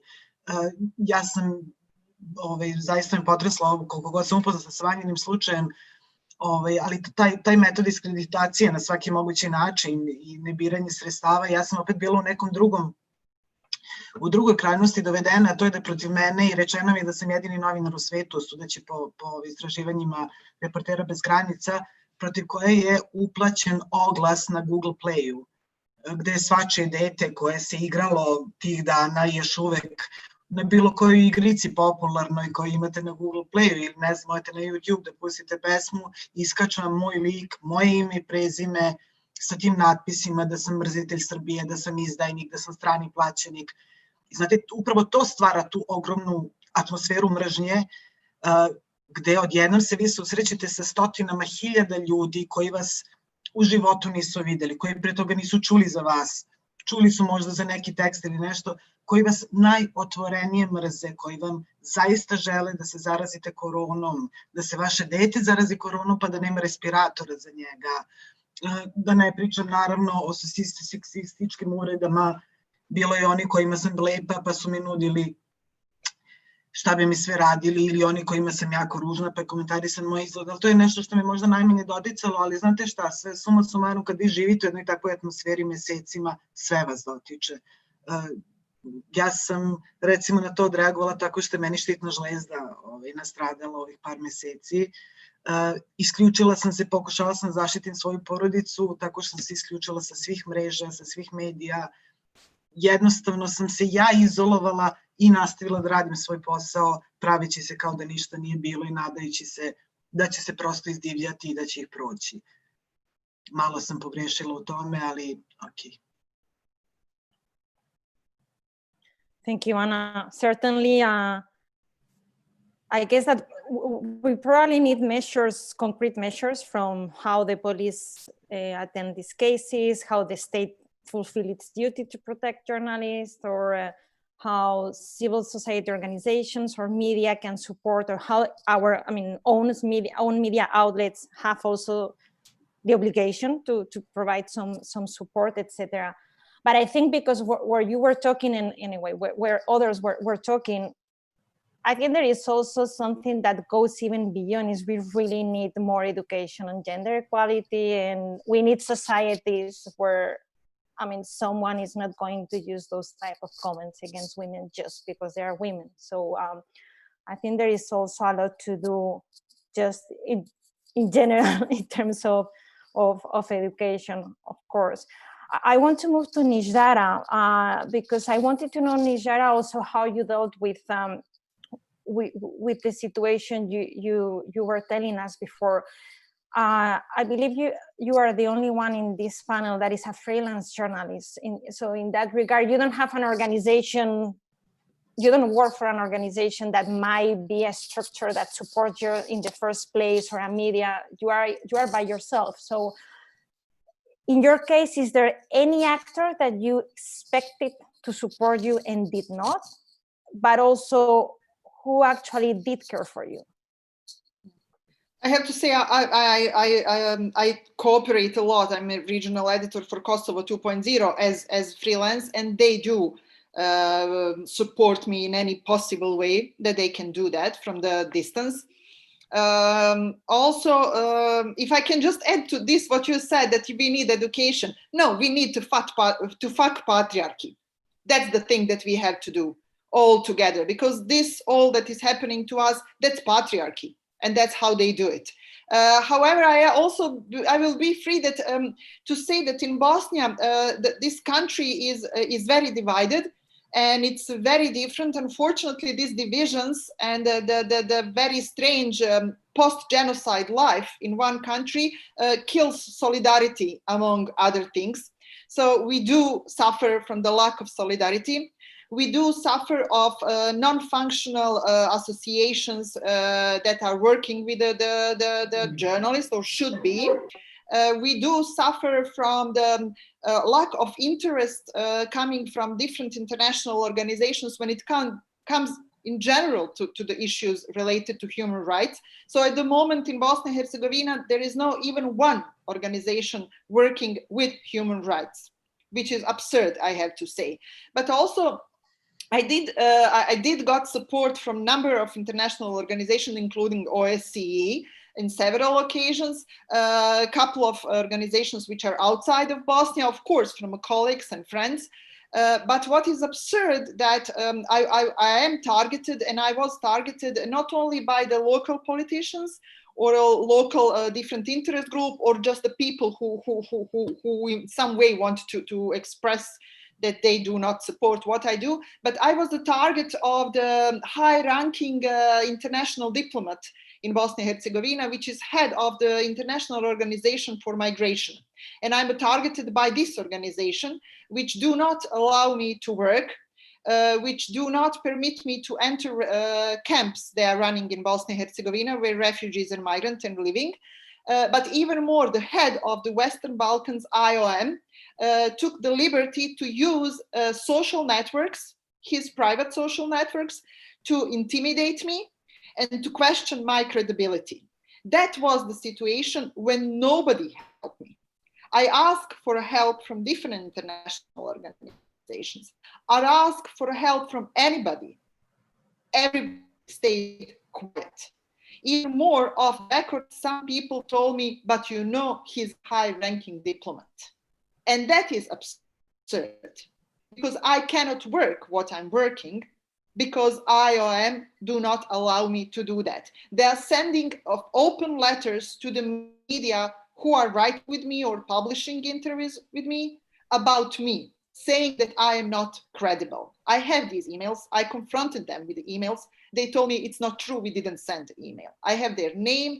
The email came from the IOM address. And that is very absurd situation. When the high ranking, and I live in protectorate, so this is not a normal country, and they can do whatever they want. But then there is no protection. There is no protection from them. And IOM work with the government. And after, with all this, I am a subject of surveillance, and I know that. All the time it is happening to me. All my conversations are listened. Probably like they follow my Facebook, they follow everything they can. And I'm not sure that if something happens, that I do have support from any of the international organizations. So far, OSCE is different, and they do support me. But like, what will happen if something more? Like at the moment, I live being afraid, not of somebody I don't know. I'm afraid of the police. When I go out on the street, when I see policemen, I don't feel comfortable, because every time when somebody does something to me, police was involved.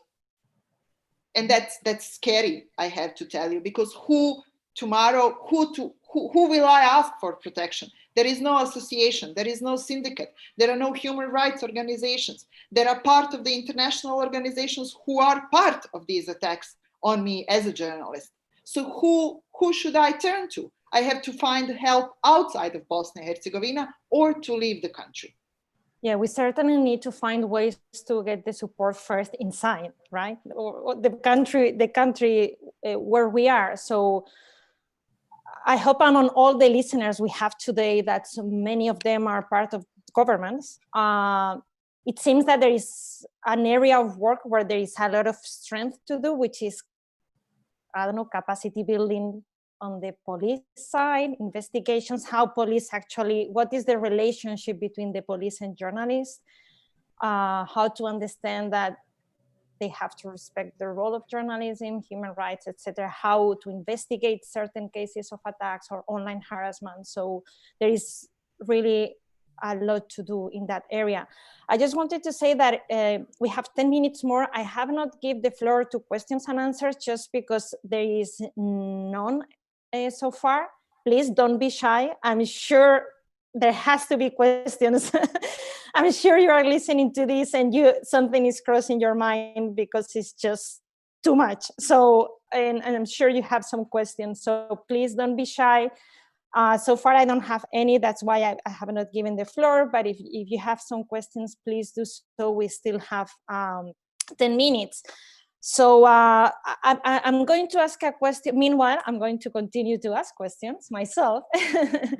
So, sorry, I just see that there is a question. No, I don't have. Someone is telling me that there is a question, but I don't have it.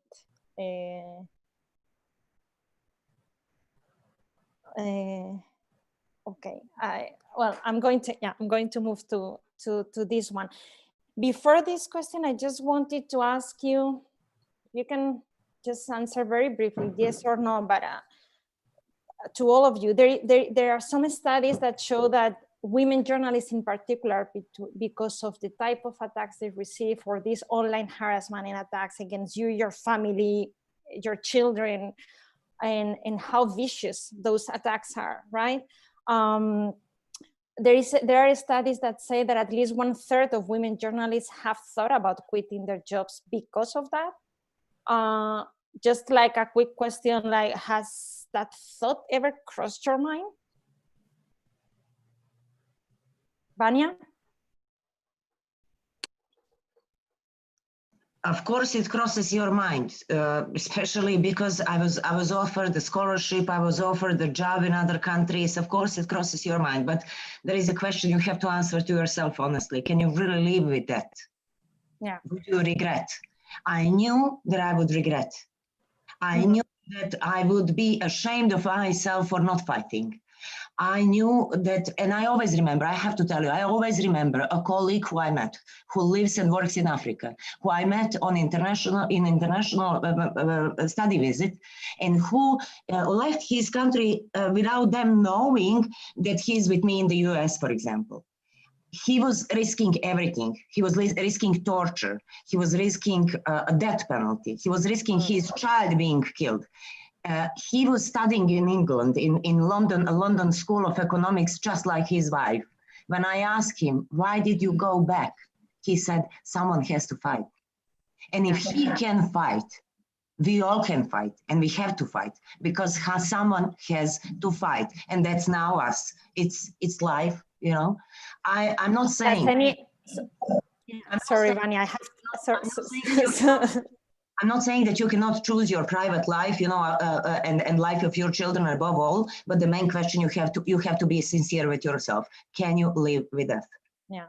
Does anyone else wants to answer that question about quitting, or Vanya has expressed the... Yeah.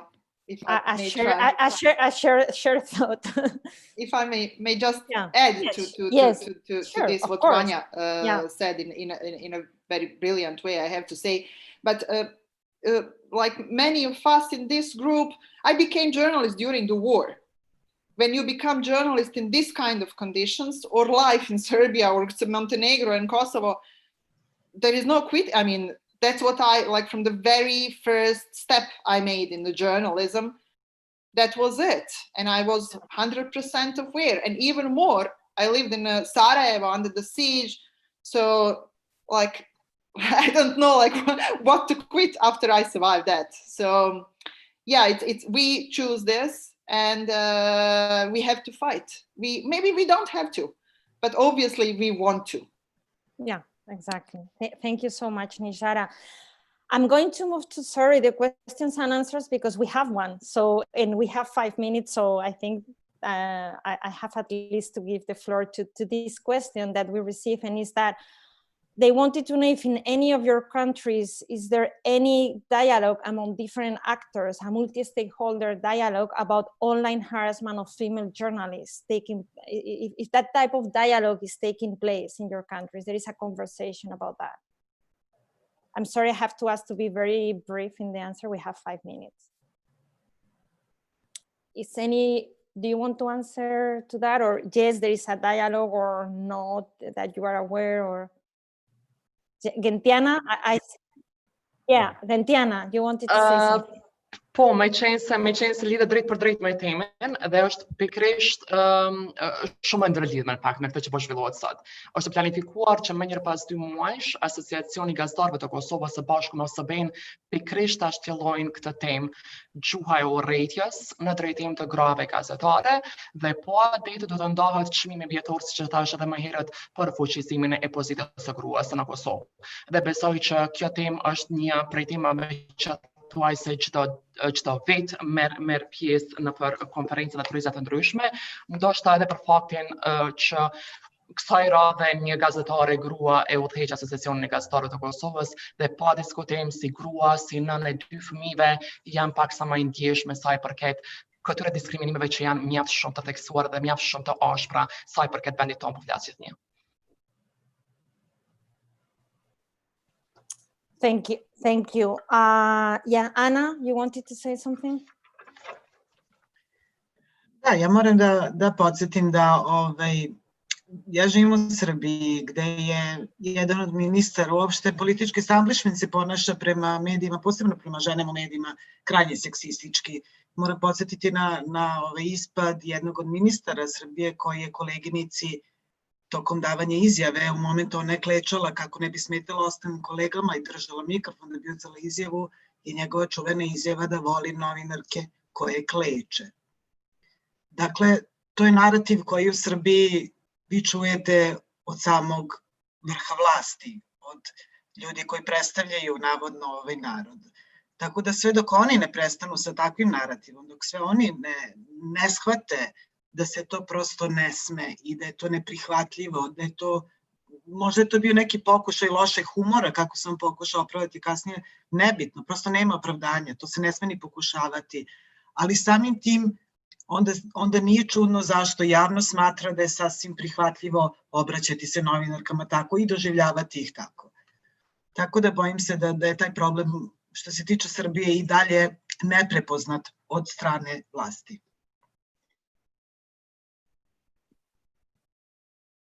Thank you. Thank you. I was a little bit delayed because of Nizara, you wanted to say something?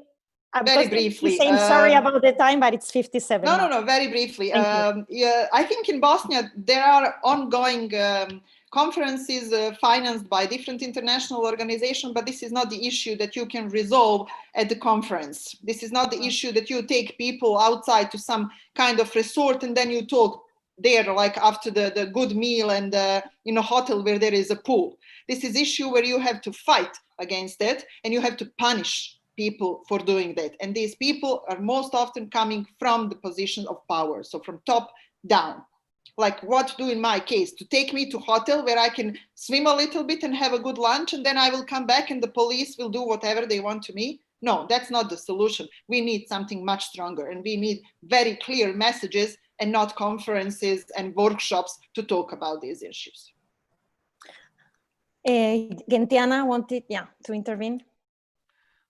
Duhet se si prej nesh ta ketë të qartë rolin e vet, cila është puna e OJC-ve që merren me mbrojtjen e të drejtave të gazetarëve dhe avokojnë për lirinë e medias, dhe cilat janë organet përgjegjëse që merren me drejtësi. Dhe këtu duhet të jetë një ndarje e qartë. Neve na takon të reagojmë, të ngrisim zërin, të fuqizojmë pozitën e gruas, të bëjmë presion maksimalisht që të ndriçohen rastet, të vihen kryesit para drejtësisë, mirë po ne asesi nuk na takon ta marrim ligjin në dorë. Këtë po e bëjmë, po vazhdojmë ta bëjmë dhe do ta bëjmë çdo herë. Kur nuk është shumë të flitet për fuqizimin e gruas, pozitës së grave gazetare në secilin prej shteteve të Ballkanit Perëndimor. Dhe kur dhe në asnjë konferencë e vetme nuk mund të thuhet se është e kotë. Në çdo prej konferencave të tyre, prej këtyre konferencave mund të gjenden modalitete se si të luftohet më shumë të gjitha diskriminimet që bëhen në drejtim të grave gazetare. Nuk është humbje kohe, nuk është një hotel ku mund të notojmë, nuk është një drejk shtesë. Atë kemi secili prej neve. Është një zë i ngritur, është kohë që ne marrim prej fëmijëve tanë, prej familjeve tona, që të avancojmë pozitën e gruas në shtetin tanë, në të gjithë Ballkanin Perëndimor.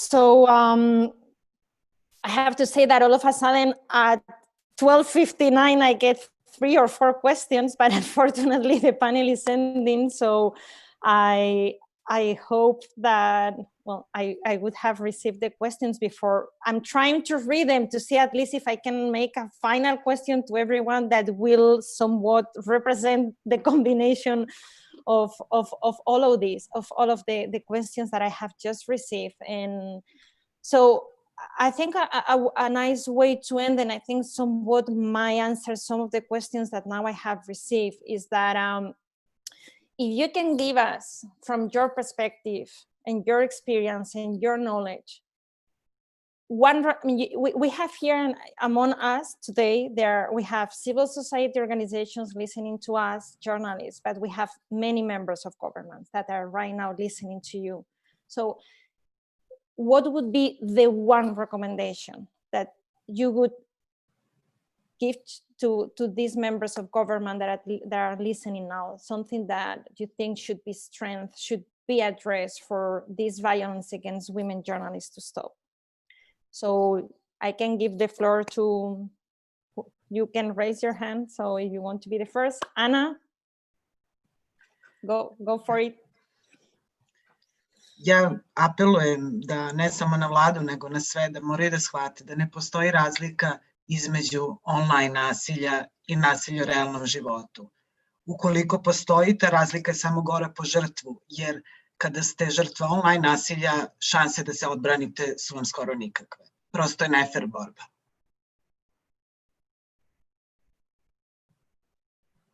Thank you, Anna. Any of the panelists would like to say like one recommendation, one thing you think has to change or has to be done to address violence against journalists? Or Vanya? Well, we managed to change the government actually after 3 decades, so I have so many recommendations for the new government. Let's see whether they're going to live up to my expectations. But the main message would be to investigate the cases, previous cases against journalists, against male and female journalists, but the cases and attacks at media, murders and attempts of the murders, and to have something very concrete about what happened there. Because by giving impunity to those who attacked journalists, we are inviting another crime to happen. I know that this is not really the topic of this, but that would be my recommendation. Because in order to even be able to be harassed in this way, you first of all have to be alive. I actually think, if I'm not mistaken, there is in Montenegro a commission on the safety of journalists that has some members of not journalist organizations and journalists, and also the police. And so, well, I don't have all the details on how effective it is, but well, at least there is that. Maybe that can be reinforced in a way that actually can address what you just mentioned, actually, right, about investigations. Nizara or Gentiana, you would like to give us our last recommendation, idea, what we can do? Speaking from a country where I'm not even sure we have a government at any level at the moment, I can recommend to people in this country to think about that we don't have a government, meaning that we don't have protection, not only journalists, but anybody else. As you said, many people are listening this. So what I really find that it's missing is a feminist approach to this issue. We have to talk about all this in a different way. And we have to give a voice in a different way to not only to women, but to those who are promoting the feminist approach when we speak about everything, not only journalism, but anything else. And yes, the big part of this, as I said already, a big part of this problem is patriarchy. So we have a deep problem all over the world in the societies that are very patriarchal and that just find a woman as a target for anything. And I see that as a real issue and a real need that should be addressed at the different levels, from the education, as you said, to the decision-making process at the top level. Mm-hmm. Well, I'm glad you mentioned feminism, because actually at Article 19, we just submit a proposal for funding. I'm not going to say who, I hope it's in the call and they are interested in funding about developing a feminist agenda to the safety of journalists, trying precisely, there is a lot of research in that proposal to really try to think what that means really, and what are the structural changes that need to be done. So just to end, Gentiana, do you have 30 seconds contribution to make at the end? You're a journalist, so I'm sure you can give us a headline. Nuk më vjen më shumë se një fjali. Është e thjeshtë. Presion sa më i madh I shoqërisë civile në drejtim të organeve të drejtësisë të rendit që këto raste të ndriçohen dhe të vihen sa më shpejt para drejtësisë.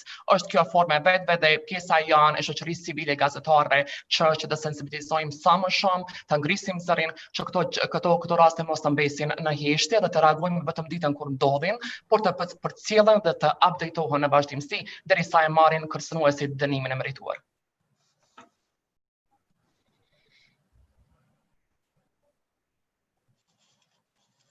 Thank you for the headline, Gentiana.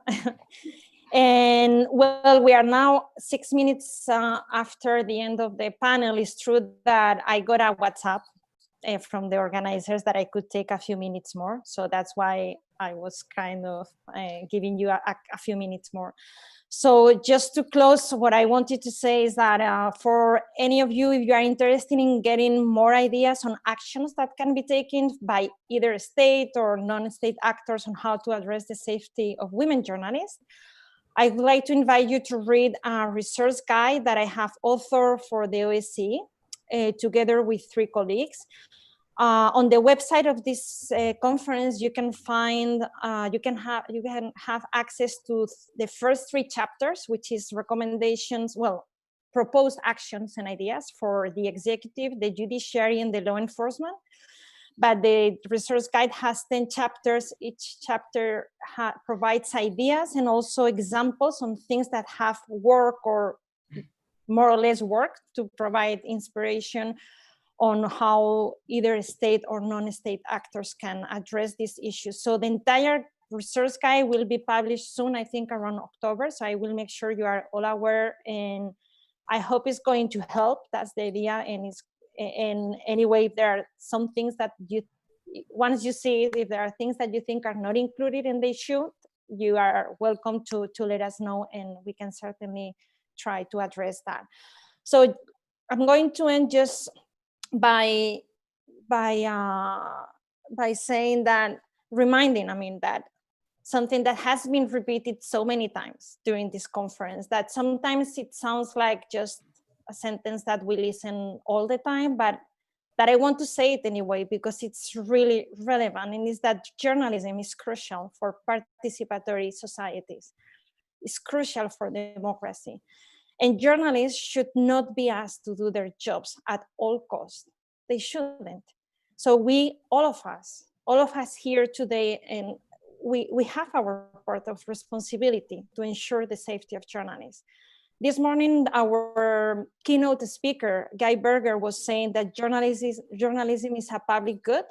I fundamentally believe that. I was a journalist actually for more than 10 years before I started to defend it, like now. So Guy Berger was saying journalism is a public good and we have to protect it. And noise, less make noise. So I'm just going to end saying thank you very much to Anna, Gentiana, Vania, and Ijara for sharing your experiences and experiences that have been difficult, and I'm sure it's not easy to share. So thank you so much for that. And thank you to the OSCE for organizing the conference. And thank you obviously to all participants and the audience for being with us today. Thank you very much. Thank you very much, Sylvia, to you and all your speakers. Yes, you're right. 1 hour for this very interesting panel is not enough, but we will take that note. We are really glad that this important topic was also discussed with our colleagues and experts from the region. And yes, I would also like Sylvia to thank you for authoring our Safety of Female Journalists resource guide, and your colleagues, as well as our SOFJO team in the office who worked very hard to put everything together, and for allowing us actually to use very relevant parts for the Southeast Europe Media Conference. Dear colleagues, with this, I would like to conclude our fourth panel and to move to our last panel of the day, concluding remarks. Before I give the floor to our director, Mr. Heisel, and Mrs. Jankovic from the OSCE mission to Serbia, I would like to once again thank you for your participation and the contribution to a very fruitful event. This is just the beginning of discussions, especially when it comes to safety of journalists and the new perspectives that we want to have cooperation between different stakeholders, state authorities, media associations, and COVID-19 topics, which are, of course, very relevant for journalists, not only in the region, but in the whole OSCE area. I would also like to inform you that we will be sharing with you the conference evaluation forms, and we would highly appreciate receiving your feedback. Now, I would like to pass the floor to the Director of the Office of the Representative on Freedom of the Media, Mr. Jürgen Heisel.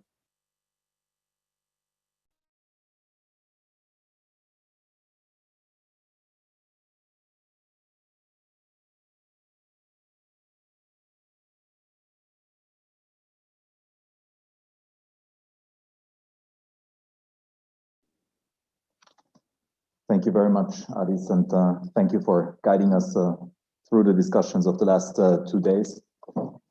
Excellencies, ladies and gentlemen, on behalf of the Office of the OSCE Representative on Freedom of the Media, I would like to, at the end of our conference, express sincere thanks to all the moderators, the panelists for their substantive contributions, and to everyone for your active participation and interest in our this year's online Southeast Europe Media Conference. The discussions once again showed the significance of this unique regional multi-stakeholder platform. They also underlined the need for continued dialogue and cooperation across national borders and fields of expertise to ensure a safe and enabling media environment. Given the scale and importance of the problem, safety of journalists, which without exception affects all countries in this region and beyond, was at the forefront of our discussions. We have heard of important best practice examples on how to enhance and ensure the safety of journalists and media workers in the region.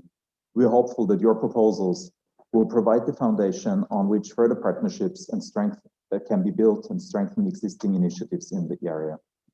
I would like to take this opportunity to highlight some of the key issues raised and some of the preliminary conclusions derived from our discussions.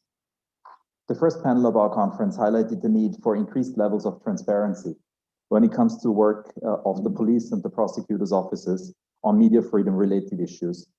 Transparency is essential in order to enhance trust and raise awareness on the important work of the law enforcement and the judiciary, and to avoid misunderstandings that can occur when information is retained by authorities. We have heard good examples of national initiatives of establishing functioning mechanisms for safety of journalists in Serbia and in the Netherlands. These examples are proof to the fact that by working together through a multi-stakeholder approach, positive results can be achieved to improve the safety situation of journalists. We also heard about the need for more inclusive sensitization efforts targeting law enforcement authorities and prosecution on media freedom issues.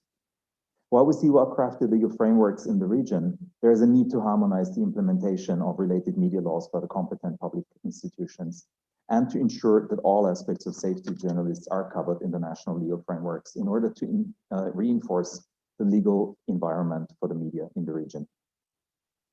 The second panel stressed the need for enhanced cooperation between media community and state authorities in the area of prevention and data collection on attacks against journalists.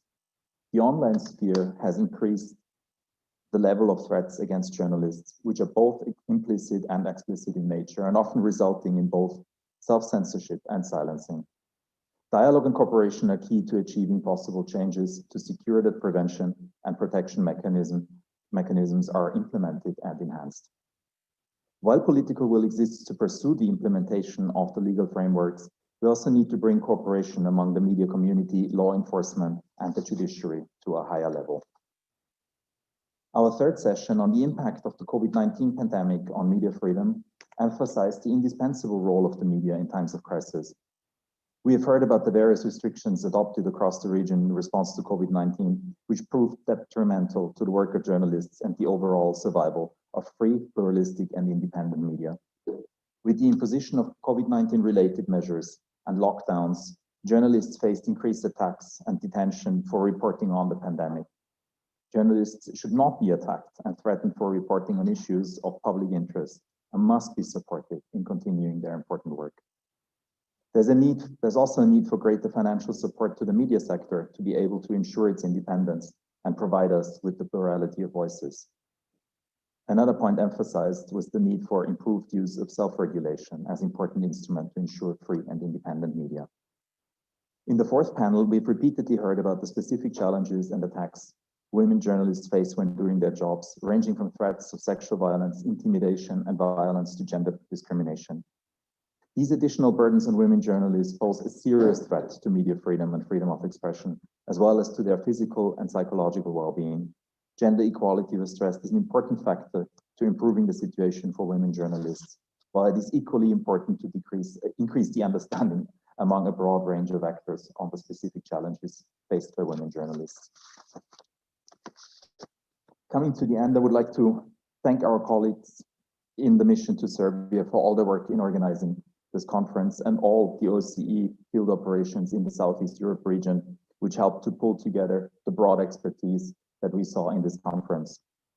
I would also like to thank authorities from the region for supporting our conference, as well as the Netherlands and Bulgaria for their generous financial support. I'm very happy that despite the current challenges that did unfortunately not allow us to meet in person in Belgrade, we could still continue our work and our important discussions.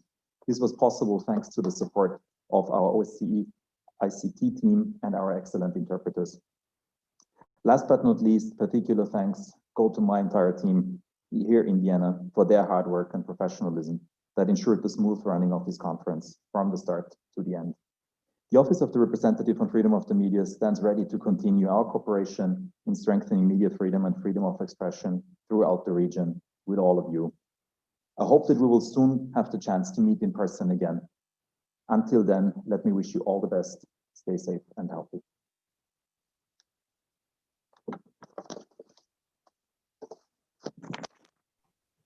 Thank you very much, Mr. Heisel. And our last speaker for today is Mrs. Gordana Jankovic, head of the Media Department of the OSCE mission to Serbia. Goca, you have the floor and a very nice opportunity to close the conference. Thank you very much. I'm now having technical problems. Can you hear me? Can we can. Yes, thank you. I can't put the video on. I would like to join in thanking everybody for participating in this meeting. The last session and the speeches, inspiring speeches of all of the speakers and shared testimonies have reminded us how much is in front of us to do. The time of rethinking democracy everywhere really require accurate and truthful information, as well as open and inclusive debate. And without journalists, we cannot achieve either of those. But for that, they need to be safe and they need to feel safe. For that, we all need to work together, all governmental, non-governmental and intergovernmental organizations. Otherwise, the change is going to stay very far. I also want to thank you, many of the committed participants that stayed with us through the conference. Nothing will be possible without colleagues from the IT sectors, both in Vienna and here in Belgrade. Hard work of translators allowed us to understand each other better and take different perspectives into account when we look into the future. We are all grateful to Slavko Čuruvija Foundation for their contribution as well. We worked with the Office of the Representative of Freedom of the Media and with the missions in the region for over 6 months, hoping that we will all be able to welcome you in Belgrade first, and then we ended up with a virtual meeting. We promise to continue pushing this agenda and hope to be able to host you in Belgrade when the time allows us, or when the pandemic is over. Thank you all very much, and see you soon.